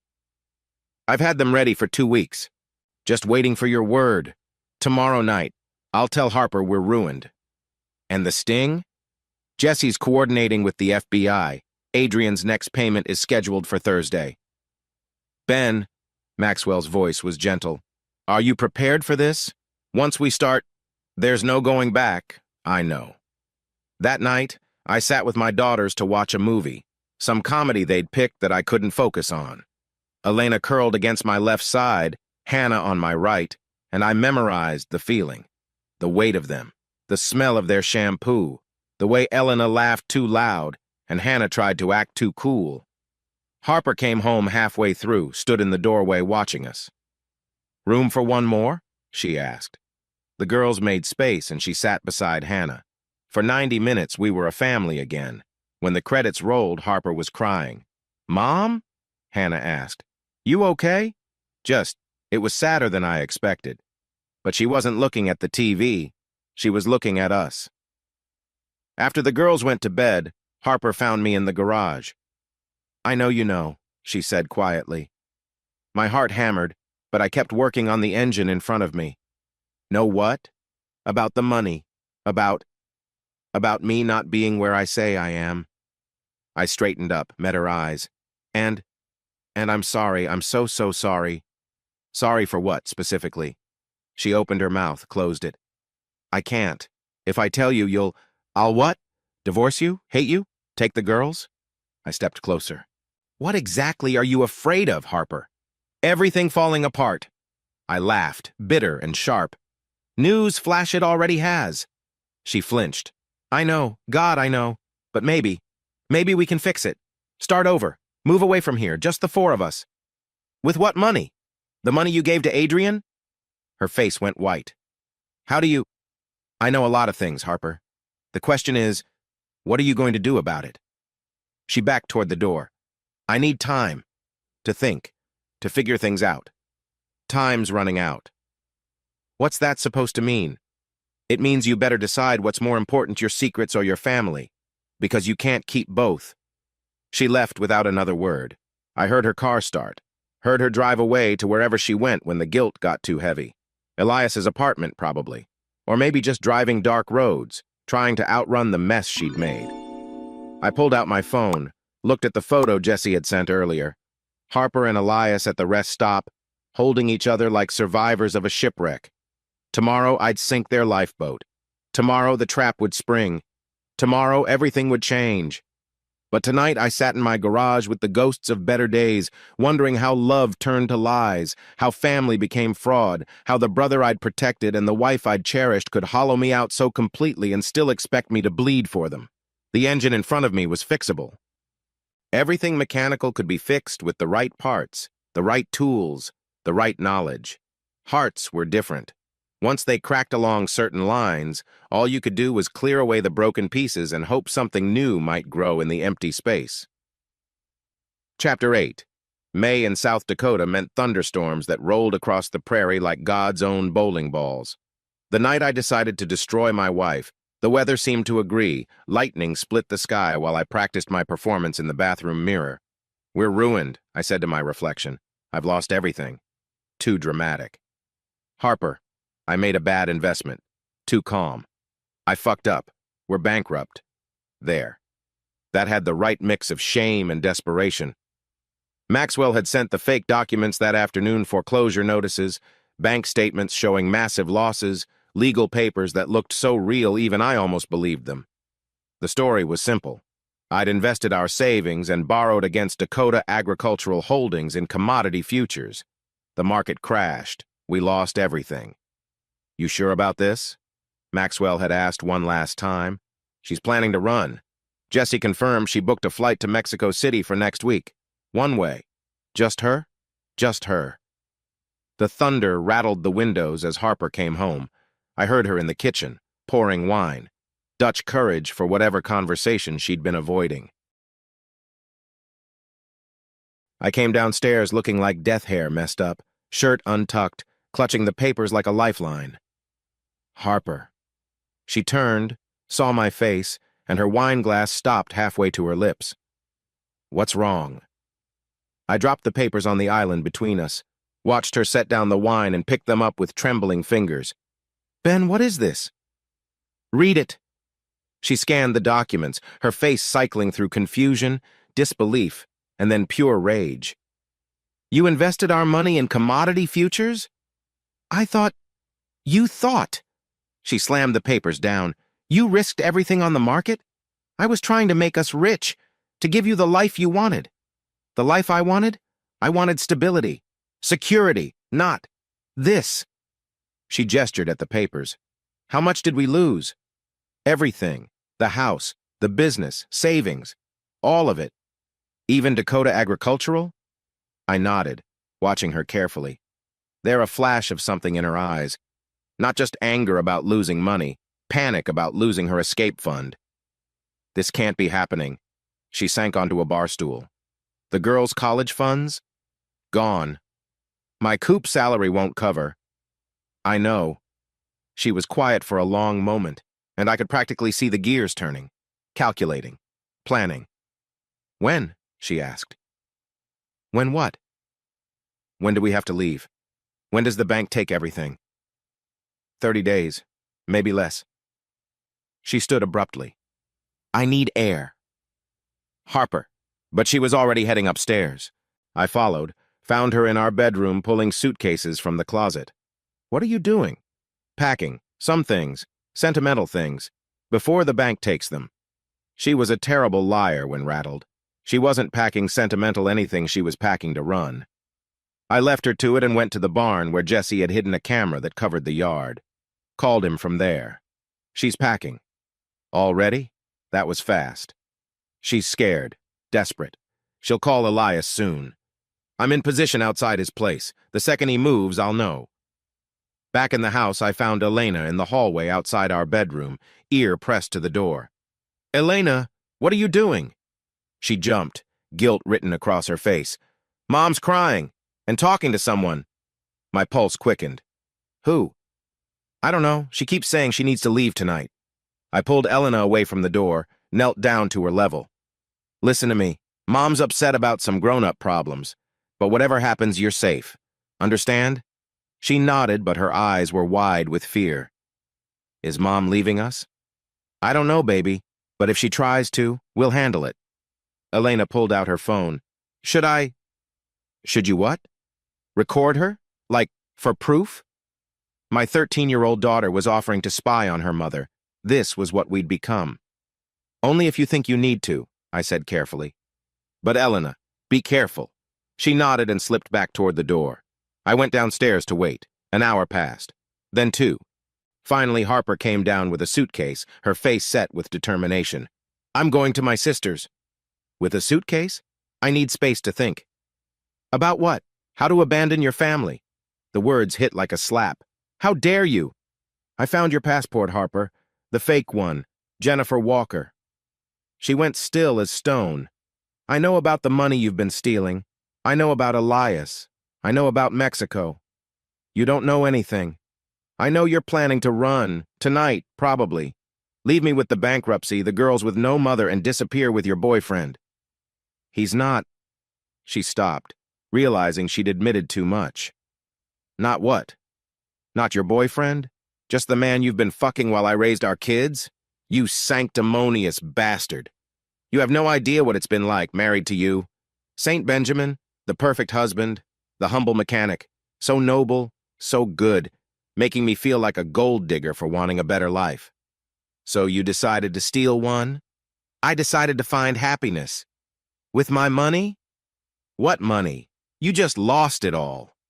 She laughed, bitter and broken. God, the irony. I finally work up the courage to leave and you've already destroyed everything. Thunder crashed outside and the lights flickered. In that strobe light moment, I saw Elena at the top of the stairs, phone in hand, recording everything. Harper grabbed her suitcase. I'm done. With you, with this life, with our daughters? She froze at the door. They're better off without me. No mother is better than you? She turned, tears streaming. Yes, okay? Yes, I'm a terrible mother, a terrible wife, a terrible person. Happy? Is that what you wanted to hear? I wanted to hear the truth, just once. The truth? She dropped the suitcase, advanced on me. The truth is, I've been dying here for years. The truth is, I fell in love with someone else because he saw me as more than just a farm wife. The truth is, I took that money because I earned it, putting up with your righteous poverty. And Adrian? Did you earn his blackmail too? That stopped her cold. What? Adrian, my brother. The one you've been paying $50,000 a month to keep quiet about your affair. How could you possibly? Because unlike you, I pay attention. I know he has photos of you and Elias. I know you've given him over $300,000. I know he threatened to tell me everything unless you kept paying. She sank onto the couch, defeated. You knew? All this time? Not all of it. Not at first, but piece by piece, yeah. Why didn't you say anything? I was waiting. For what? For you to choose us, to choose your family, to tell the truth. I sat across from her. But you never did. I couldn't, I was trapped. Adrian had the photos, Elias was pressuring me to leave, you were. You. What's that supposed to mean? Perfect, untouchable, good. She spat the last word like a curse. Do you have any idea what it's like being married to someone who never fails? Never struggles? Never sins? I almost laughed. If only she knew about the $2 billion, the empire I'd hidden, the test I'd subjected her to. I'm not perfect, Harper. No? Name one thing you've done wrong. One lie you've told. One time you've betrayed someone. I thought about it, really thought about it, and realized that my greatest sin was the one she'd never know about letting her fail my test by keeping my wealth secret. I've lied to you every day for 6 years, I said quietly. About what? But before I could answer, Harper's phone rang. Elias. She answered on speaker, probably by accident. Harper, I'm outside. Let's go. Now. Elias. No more waiting. Adrian just called me, threatening to go to Ben tonight. We leave now or never. Harper looked at me, phone in hand, Elias's voice filling the space between us. Harper? You there? Choose, I said quietly. Right now, choose. She stood slowly, picked up her suitcase. I'm sorry, she whispered, and walked out the door. I followed her onto the porch, watched her run through the rain to Elias's truck, watched her throw her suitcase in the back, watched her climb in without looking back. That's when Caroline stepped out of the shadows, voice clear and strong. Going somewhere, Harper? The police cars appeared as if from nowhere, lights flashing in the storm. Harper screamed as officers surrounded Elias's truck. Jesse emerged from the barn with his camera. Elena came out onto the porch, still recording on her phone. And I stood there in the rain, watching my wife realize she'd walked into a trap I'd spent months building. Ben! She was screaming my name as they pulled her from the truck. Ben, please, I'm sorry, I made a mistake. But it was too late for sorry, too late for mistakes. The storm was here, and it would wash everything away, the lies, the betrayal, the family we'd built on a foundation of sand. Tomorrow I'd have to tell Hannah everything. Tomorrow I'd have to figure out how to raise 2 girls alone. Tomorrow I'd have to face the town's gossip and judgment. But tonight, I was the architect of revenge, and my masterpiece was complete. Chapter 9. The gravel crunched under Harper's feet as she stepped into the midnight air, her suitcase heavy with stolen dreams and dirty money. I watched from the shadows, my heart hammering against my ribs like it was trying to escape. This was it, the moment months of planning had led to. Going somewhere, Harper? Caroline's voice cut through the darkness like a blade. My sister stepped out from behind the oak tree, blocking Harper's path to the car. In the moonlight, Caroline looked nothing like the warm woman who baked cookies for church fundraisers. She looked like justice incarnate. Harper spun around, nearly dropping her suitcase. "Caroline? What are you—" That's when the police lights exploded to life. Red and blue painted our farmhouse in colors I'd never forget. Two officers emerged from behind my truck, flashlights turning night into harsh reality. "Ma'am, please put down the bag," Officer Matthews said. I'd gone to high school with him. Now he was about to arrest my wife. Harper's face cycled through emotions like a slot machine confusion. Fear, rage, all landing on desperation. Two was just, I needed some air. Couldn't sleep. At midnight? With a suitcase? Caroline's voice was ice. I stepped forward then, into the porch light where Harper could see me clearly. The look on her face when our eyes met God, it was like watching someone realize they're already dead. Their body just hasn't figured it out yet. "Ben?" Her voice cracked. "What is this?" "This is the truth, Harper. Finally." The metal box in her suitcase chose that moment to pop open, spilling cash across our driveway like autumn leaves. $100 bills caught in the breeze dancing around her feet. Our life savings, the coop's money, all of it there for everyone to see. Then came the headlights. Elias's pickup truck rolled up our driveway right on schedule. He was probably thinking about Mexico, about beaches and Harper in sundresses, about the new life they'd stolen. Instead, he drove straight into hell. "Out of the vehicle, sir."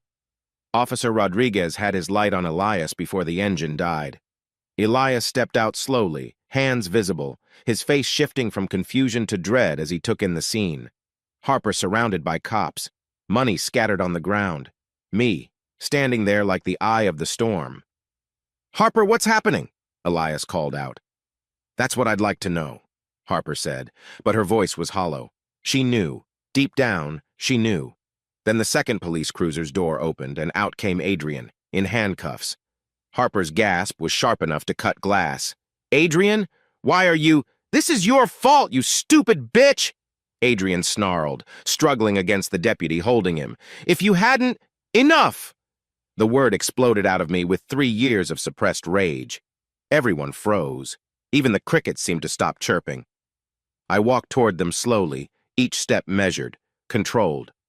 This was my moment, and I was going to savor every second of it. "Harper," I said, my voice steady as granite, "meet your blackmailer. My brother Adrian has been bleeding you dry for months." $300,000, wasn't it, Adrian?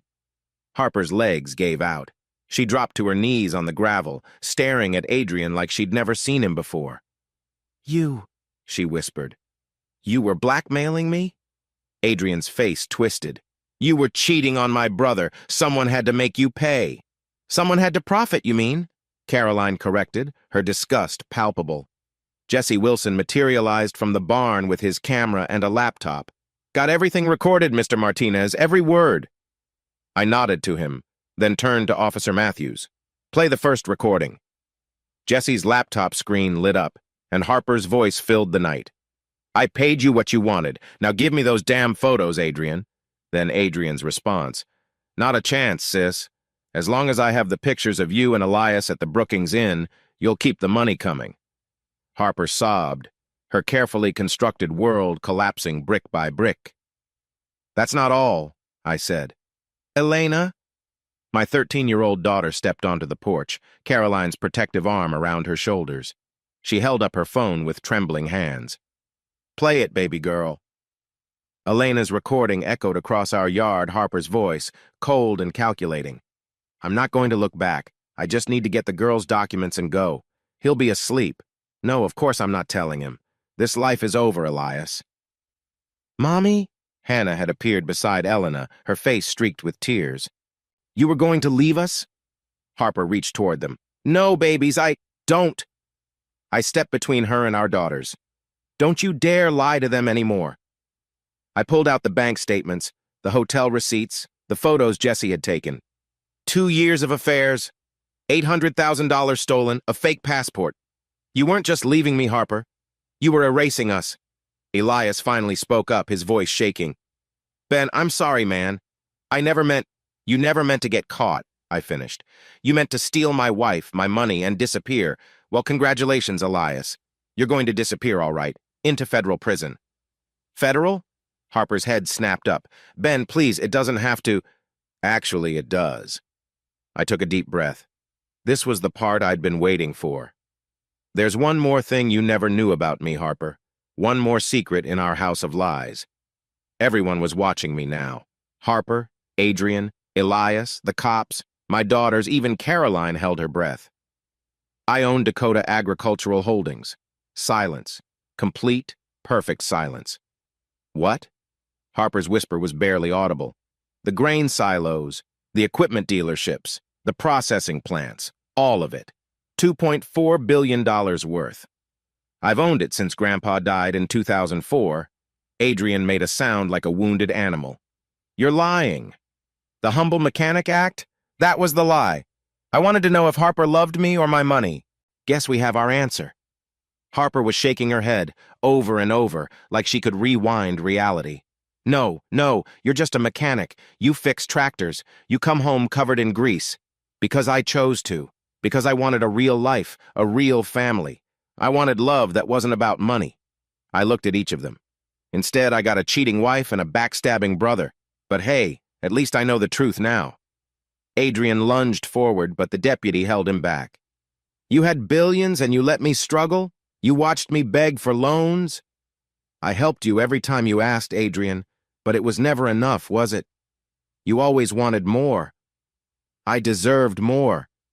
You deserved exactly what you earned, which, as it turns out, is a federal prison sentence. Harper crawled toward me on her knees, gravel cutting into her skin. Ben, please, I made a mistake. We can fix this. Therapy, counseling, whatever you want. What I want? I laughed, but there was no humor in it. I wanted a wife who loved me. I wanted a brother who had my back. I wanted my daughters to grow up with their mother. But you took all that away. It's not too late. It was too late the first time you kissed him. The first time Adrian took your money instead of telling me the truth. The first time you looked at our daughters and still chose to run. Officer Matthews stepped forward. Mr. Martinez, we need to process them now. I nodded. Do it. As they cuffed Harper, she screamed my name. Ben, I'm sorry. I love you. No, I said quietly. You love what you thought you could take from me. They loaded Harper into one cruiser, Adrian into another. Elias went into a third. The whole time, Harper kept screaming she was sorry, that she loved me, that she'd made a mistake. Hannah ran to the police car, pressing her palms against the window.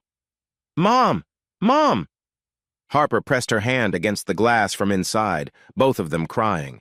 The sight ripped what was left of my heart into confetti. Daddy?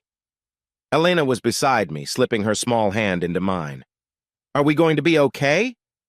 I pulled both my girls close, breathing in the scent of their shampoo, feeling their tears soak my shirt. Yeah, baby, we're going to be okay. It's going to hurt for a while, but we're going to be okay. As the police cars pulled away, their lights fading into the darkness, I stood in my driveway with my daughters and sister, surrounded by scattered money that meant nothing and truth that meant everything. The storm had finally broken. The lightning had struck. Now, we just had to survive the aftermath. Chapter 10. The sun rose on a different world. I hadn't slept. Couldn't. I sat at my kitchen table, still in yesterday's clothes, watching coffee grow cold while Caroline made pancakes nobody would eat. The girls were upstairs, finally sleeping after crying themselves to exhaustion. Local news picked it up, Caroline said quietly, showing me her phone. Brookings billionaire's secret fortune exposed in dramatic arrest. Great. Ben, you need to... The doorbell rang, then again, then knocking. Through the window, I saw them reporters, neighbors, People I'd known my whole life, all wanting a piece of the scandal. "I'll handle them," Caroline said, moving toward the door. "No." I stood up. "They want to hear from me? Fine." I opened the door to a wall of cameras and questions. "Mr. Martinez, is it true you're worth billions? How long was your wife's affair? Will you press charges against your brother?" I held up my hand. "I'll make one statement. One. Then you leave my property and let my daughters grieve in peace." They quieted down, cameras rolling. "My name is Benjamin Martinez. I fix tractors. I also own Dakota Agricultural Holdings.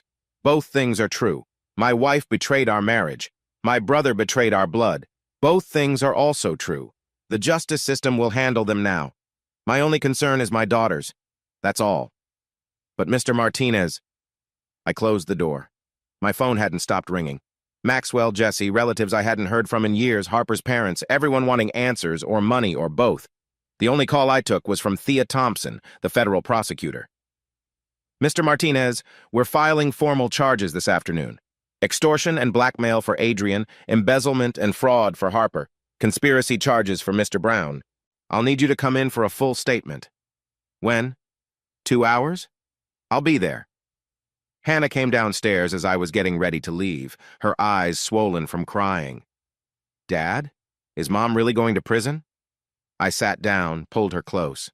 "Probably, sweetheart." "For how long?" "I don't know." "Did she really steal money?" "Yes." "Was she really going to leave us?" The hardest question. I think she was confused. Scared. Making bad choices. That's not an answer. My 15-year-old was too smart for comfortable lies. "Yes," I admitted. "She was going to leave." Hannah nodded, processing this with a maturity that broke my heart. "I hate her." "No, you don't." "I should." "Maybe, but you don't." She leaned against me. "Do you?" "No, baby, I hate what she did. But I can't hate her. She gave me you and Elena." The prosecutor's office in Sioux Falls was a circus, media everywhere. I pushed through with Maxwell at my side, ignoring the shouted questions. Thea Thompson was all business. "The evidence is overwhelming. Adrian's looking at 15 to 20 years for federal extortion. Harper's facing 10 to 15 for embezzlement and fraud. Elias might get 5 to 7 as an accomplice." "The coup funds," I said. "How much did she take?" "Still calculating, but at least 200,000 beyond what she gave Adrian." "Jesus." "I'll cover the coup's losses." "That's generous, but it won't reduce her sentence." "I know. But those farmers shouldn't suffer for her choices. We spent 3 hours going through everything, every detail, every recording, every piece of evidence. By the end, I felt hollowed out, scraped clean. "There's one more thing," Thea said. "Adrian's lawyer is already shopping for a deal. He wants to testify against Harper in exchange for reduced time." "Of course he does." "Harper's lawyer will probably argue emotional distress, claim Adrian's blackmail drove her to desperation. They're going to tear each other apart. Most likely. Perfect. They'd spent months conspiring against me. Now they'd destroy each other trying to save themselves." When I got home, Harper's parents were in my driveway. Robert and Janet Morrison, both in their 70s, looking like they'd aged a decade overnight. "Ben?" Robert's voice was rough. "We heard. Is it true?" "Which part?" "All of it. The affair, the money, the..." "Did she really try to leave the girls?" I could have lied, could have softened it, but I was done with lies. "Yes." Janet collapsed against her husband, sobbing. "We didn't raise her like this. We didn't..." "I know. Can we see the girls?" I thought about it. Hannah and Elena needed all the family they could get right now. "Tomorrow. Give them today to process." They nodded, got back in their car. As they drove away, I saw Janet's shoulders shaking with sobs. That evening, I found Elena in Harper's closet, holding one of her mother's sweaters. "It still smells like her," she said quietly. "Yeah. I recorded her, Dad. I'm the reason Mom's going to jail." "No." I knelt beside her. "Your mom's going to jail because she stole money and tried to run. You just told the truth. Hannah says I'm a snitch. Hannah's angry. She'll understand eventually. Will Mom understand? I don't know, baby. Will she still love me? 13 years old and worried about whether the mother who'd planned to abandon her would still love her. She'll always love you. She just Lost her way. Can people find their way back? Sometimes. Will Mom? I hope so. That night, Adrian called from county lockup. I almost didn't accept the charges, but curiosity won. Ben, what do you want, Adrian? I need you to understand. Understand what? That you were jealous? That you felt entitled to money you didn't earn? That you chose to blackmail my wife instead of telling me the truth? She was destroying you. So you decided to profit from it? I was going to tell you. Eventually. After I got enough to start over, I hung up. Harper called an hour later. Please don't hang up, she said, talking fast. I know you hate me, but I need to explain. Explain what? I was trapped. Adrian had those photos and I couldn't let you see them. I was trying to protect you. Stop. Ben, just stop. You were protecting yourself. Every choice you made was about you. That's not... You were leaving our daughters, Harper. Silence. I was going to come back for them, she said finally, weakly. When? After you and Elias spent all the money? After you established new identities? Or were you just going to send postcards from Mexico? I don't know. The words exploded out of her. I don't know what I was thinking. I was scared and stupid and selfish, and I destroyed everything good in my life. Is that what you want to hear? I want to hear the truth. The truth? She laughed bitterly. The truth is, I fell out of love with our life. Not you, not the girls, but the life. The constant struggle, the broken appliances, the same conversations about money every month. And Elias made me feel special, wanted, like I was more than just a farm wife. You were never just a farm wife. But I felt like one, and I know that's my fault, my weakness. But when Adrian started blackmailing me, everything spiraled. I couldn't think straight. Every decision led to a worse one. You could have told me. How? How do you tell your husband you're in love with someone else? The words hung between us like a death sentence. You're right, I said finally. You couldn't. But you could have left honestly, filed for divorce, been a mother to your children even if you couldn't be a wife to me. I know, God, I know. Ben, I have to go. Will you let me see them? The girls?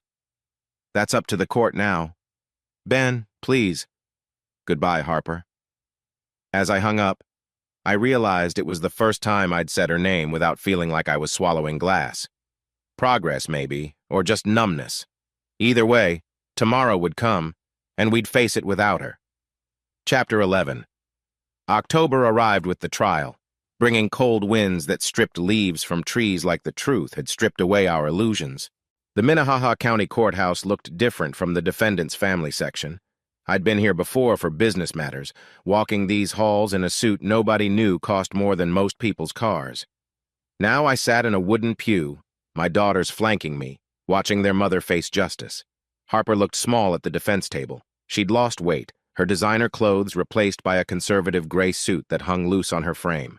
When she turned and saw the girls, her composure cracked. Hannah looked away. Elena waved, a tiny gesture that made Harper sob. She looks sick, Elena whispered. She's scared, I said. Good, Hannah muttered, but her voice shook. Thea Thompson opened with surgical precision.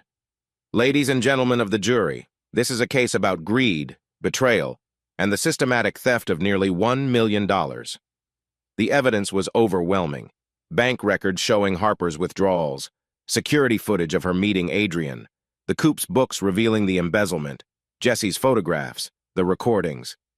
When they played Elena's recording of Harper planning to flee, I felt my daughter shrink beside me. I pulled her close, whispered, "You did the right thing." Harper's lawyer, David Brennan, tried everything.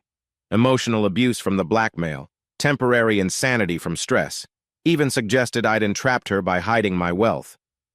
Isn't it true, mister? Martinez, he asked when I took the stand, that you deliberately concealed assets worth billions while testing your wife's loyalty. I didn't tell her about inherited wealth, that's true. You lied to her for 6 years. I lived modestly. That's not a crime. But adultery is? No, but embezzlement is. Fraud is. Conspiracy to commit theft is. You set her up. She set herself up the moment she chose another man over our family. Harper wouldn't look at me during my testimony. She stared at her hands, shoulders shaking. Adrian's trial was worse. My brother entered in an orange jumpsuit, his new truck and fancy apartment nothing but memories. He'd aged 5 years in 5 months. When they played his extortion recording, Adrian actually smirked. She deserved it, he said loud enough for everyone to hear. His lawyer looked like he wanted to dissolve into the floor. Adrian took the stand against advice of counsel, his narcissism demanding an audience. She was destroying my brother, he declared. I was protecting him. By taking $300,000? Thea Thompson asked. By making her pay for her betrayal. Did you tell your brother about the affair? I was going to... Yes or no? No. Did you use the money for your brother's benefit? Yes or no? No. So you profited from your brother's pain while claiming to protect him? Adrian's face went red. You don't understand. I understand perfectly. You saw an opportunity and took it. When the verdict came, nobody was surprised. Adrian, guilty on all counts, 15 years federal prison. He screamed obscenities as they dragged him out, calling me a traitor, a liar, everything but what I was a brother he'd betrayed. Harper's verdict was quieter. Guilty of embezzlement, guilty of fraud, guilty of conspiracy. 10 years state prison. She didn't scream. She just looked at our daughters and mouthed, I'm sorry. Hannah finally broke, sobbing into my chest. Elena held Harper's gaze until the bailiffs led her away.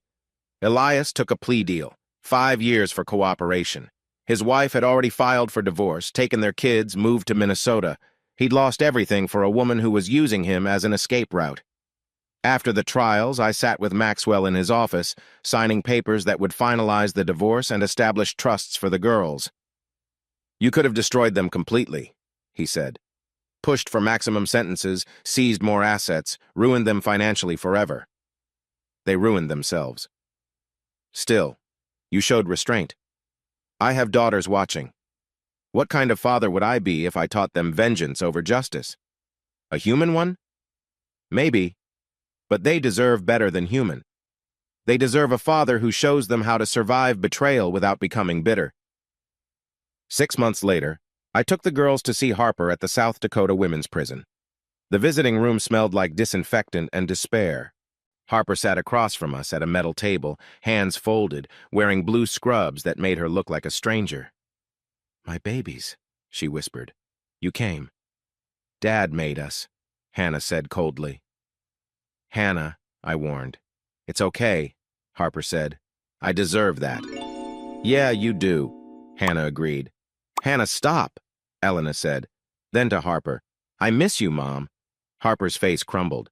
I miss you too, baby. So much. We sat in awkward silence until I said, Tell them about your classes. Harper brightened slightly. I'm taking accounting courses, legitimate ones, and therapy, lots of therapy. Why accounting? Elena asked. Because I need to understand how I justified stealing, need to face what I did with clear eyes. Are you sorry? Hannah demanded. Every second of every day. Sorry you did it or sorry you got caught? Harper flinched. Both, but mostly sorry I hurt you, both of you, and your dad. She looked at me then, really looked at me for the first time since the arrest. I know you'll never forgive me. I forgive you. Everyone stared. You do? Harper's voice was tiny. Forgiveness isn't for you. It's for them. I nodded at the girls. They need to see it's possible to forgive without forgetting, to move forward without carrying poison. I don't forgive her, Hannah said. You don't have to. Not yet. Maybe not ever. That's your choice. I love you, Hannah, Harper said. Even if you hate me, I love you. I don't hate you, Hannah admitted quietly. I hate what you did. That's fair. When visiting time ended, Harper hugged each girl like she was trying to memorize them. Will you come back? She asked. I looked at the girls. Elena nodded. Hannah shrugged. We'll see, I said. Walking out, Elena asked, Do you really forgive her? I'm trying to. What about Uncle Adrian? That's harder. Why? Because Harper was confused, desperate, making terrible choices but still thinking about you two in her broken way. Adrian was just greedy. He saw my pain as an opportunity. Where is he now? Federal prison in Minnesota. Will we visit him? No. Ever? Maybe someday, when you're older, if you want to. I don't want to, Hannah said firmly. As we drove home through the South Dakota prairie, past the grain silos I owned, the fields I'd inherited, the empire I'd built, I thought about justice. Harper would serve 7 years with good behavior. She'd miss Hannah's graduation, Elena's first date, countless moments that could never be reclaimed. Adrian would serve 12 if he was lucky, coming out to find a world that had moved on without him. Was it justice? I didn't know, but it was consequence, and maybe that was enough. Dad, Elena asked, are we poor now that everyone knows you're rich? I actually laughed. What? Before we were rich but lived like we were poor. Now everyone knows we're rich. So are we poor? That makes no sense, Hannah said. It kinda does, I admitted. We were richer when nobody knew. Now we have money but less privacy, less trust, less simplicity. So we are poor. No, baby, we're just different. We'll figure out what that means together. That night, I found a letter Harper had written but never sent, hidden in her jewelry box. I'd been cleaning out her things, finally ready to pack away the past. Ben, by the time you read this, I'll be gone. I know that's cowardly, but I'm a coward. Always have been. I fell in love with you in 10th grade. Did you know that? You were working on that old Ford in shop class, grease under your nails, completely focused. You didn't notice me watching, but I noticed you. You were real in a way nobody else was. Somewhere along the way, I stopped seeing that reality as enough. I wanted more money, more excitement, more than South Dakota could offer. I blamed you for my unhappiness when it was my emptiness all along. Elias isn't a bad man. He's just weak, like me.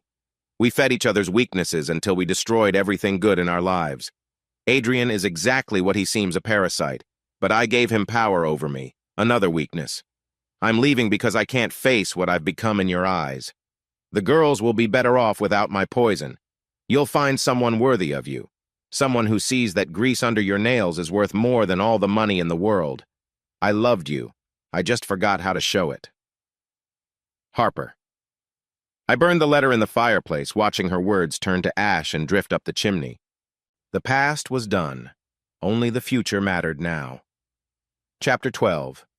1 year later, the morning sun painted our wheat fields gold, a sight that never got old even after a lifetime of seeing it. I stood on the porch with my coffee, watching Hannah teach Elena to drive the tractor. At 17, Hannah had become the teacher. At 15, Elena was eager to learn. "Clutch first!" Hannah shouted over the engine. "Clutch first!" The tractor lurched, stalled. They both laughed. A year changes everything and nothing. The field still needed tending. The equipment still needed fixing. But now everyone knew Benjamin Martinez owned half of South Dakota's agricultural infrastructure. The secret that had defined my life was gone, and in its place was something unexpected. Peace. "Mr. Martinez?" I turned to find Rebecca Thompson, the librarian from town. She'd started bringing her son Tommy around for tractor rides. Today, she wore a sundress that caught the morning light. "I told you to call me Ben," she smiled. "Ben, I brought that book we discussed, about rebuilding after trauma. For the girls? For all of you. We'd been dancing around this for months. She'd lost her husband in Afghanistan 3 years ago. She understood rebuilding. Stay for breakfast? I offered. I'd like that. Inside, Caroline was already cooking, having driven down from Sioux Falls, where she now officially ran Dakota Agricultural Holdings as CEO. I'd finally stepped into my role as owner, but Caroline was the face of the company. It worked better that way. "Rebecca!" Caroline beamed. "Perfect timing. I'm making enough for an army." "Caroline always cooks like she's feeding farmhands," I explained. "Old habits," Caroline shrugged. "Besides, growing girls need food." The girls came in, dusty and laughing. "Elena killed the clutch," Hannah announced. "I did not. It was already dying. Girls, you remember Mrs. Thompson." "Rebecca, please," she corrected gently. Elena brightened. "You're the one who recommended that series about the girl detective." "Guilty. Did you finish it?" They fell into easy conversation about books while I helped Caroline finish breakfast. This had become our new normal, organic, unforced healing. After breakfast, I drove to the cemetery. Grandpa Eduardo's grave sat on the hill overlooking the empire he'd built. I brought fresh flowers like I did every month. "Hell of a year, Grandpa," I said to the headstone. "Your fortune's no secret anymore, but maybe that's better. No more hiding." The wind rustled through the wheat below, sounding like whispers. "The girls are strong, stronger than I ever was. They're going to be okay." A car door slammed. Hannah and Elena had followed me like they always did now. "Talking to Grandpa?" Elena asked. "Just updating him." Hannah placed her own flowers next to mine. "Hi, Great-Grandpa. Mom's in prison. Uncle Adrian, too. But we're okay." Dad made sure of that. "We started a scholarship fund," Elena added. "The Martinez Agricultural Scholarship. Dad named one after each of us." They talked to the grave like he might answer, and maybe he did, in the way the wind carried their words across the fields he'd loved. Later, at the Coop office, I signed papers establishing the scholarship fund officially. $1 million annually for farm kids pursuing agricultural degrees. The ceremony was small, just the board, the girls, Caroline and Rebecca, who'd somehow become part of these moments. "Why?" asked Jim Patterson, the new Coop manager. "After what Harper did here." "The Coop isn't Harper. These farmers aren't Harper. They shouldn't suffer for her choices." "Still, that's generous." "It's necessary. We rebuild by lifting others, not by holding grudges." That afternoon, a letter arrived from Adrian. The first one I hadn't thrown away unopened. "Ben, I know you hate me. You should. I hate myself. Prison gives you time to think. Too much time. I think about that barbecue in 2007. How I watched you with your family and burned with jealousy. You had everything I wanted: stability, love, purpose. I thought it was about money. It wasn't. You were always the better brother. I just couldn't admit it. I'm not asking for forgiveness. I don't deserve it. But I wanted you to know that I finally understand what I threw away. Family. The only real wealth that matters. I'm sorry." "Adrian," I showed it to Caroline. "You going to write back?" she asked. "No." "Ever?" "Maybe. Someday. When it doesn't hurt to think about him." "And Harper?" "She writes the girls every week. They've started writing back." "That's good." "Is it? They need their mother, even a flawed one." She was going to abandon them. But she didn't. In the end, she got caught instead. Maybe that was the best thing that could have happened. That evening, I found myself at Harper's parents' house. They'd become fixtures in the girls' lives, desperate to make up for their daughter's failures. "How is she?" Janet asked, serving coffee with shaking hands. "Surviving? Taking classes? Therapy?" "Good," Robert said gruffly. "Maybe she'll come out better." "Maybe." "You're a good man, Ben. Better than we deserved as a son-in-law." "I'm just a father trying to protect his daughters." "No," Janet said firmly. "You're more than that. You could have poisoned them against us, against Harper. Instead, you've shown them grace. That's not just parenting. That's character." Driving home, I passed the grain silo where Harper and Elias used to meet. New management had painted it, put up security cameras. The past was being overwritten one day at a time. At home, I found the girls in the living room with Rebecca, planning Hannah's graduation party. "Small or big?" Rebecca asked. "Small," Hannah said immediately. "Just family and close friends." "You sure?" I asked. "You could have the biggest party in South Dakota." "I don't want the biggest anything. I just want real." Rebecca caught my eye, smiled. "Real is good." Later, after Rebecca left and the girls were asleep, I sat in my workshop not fixing anything, just thinking. The broken carburetor from that night Harper walked out still sat on my workbench. I'd kept it as a reminder. Now I picked it up, examined it. The damage wasn't irreparable. With the right parts, proper tools, patience, it could run again, like us. I began the repair, working steadily through the night. By dawn, the engine purred perfectly. Elena found me there, testing the motor. "You fixed it," she observed. "Yeah." "Is it like it was before?" "No, but it runs. Sometimes that's enough." "Like us?" "Exactly like us." She hugged me, fierce and sudden. "I love you, Dad." "Love you too, baby girl." Are you happy? I thought about it, really thought about it. I'm content. Happy will come. When? When it's ready. 6 months later, at Hannah's graduation, I watched my oldest daughter give the valedictorian speech. She talked about resilience, about choosing hope over bitterness, about the strength found in broken places. Harper watched via video call from prison, the guards having made special arrangements. She cried through the whole speech. Rebecca stood beside me, her hand finding mine halfway through. We'd been taking things slow, careful not to rush what was growing between us. "She's remarkable," Rebecca whispered.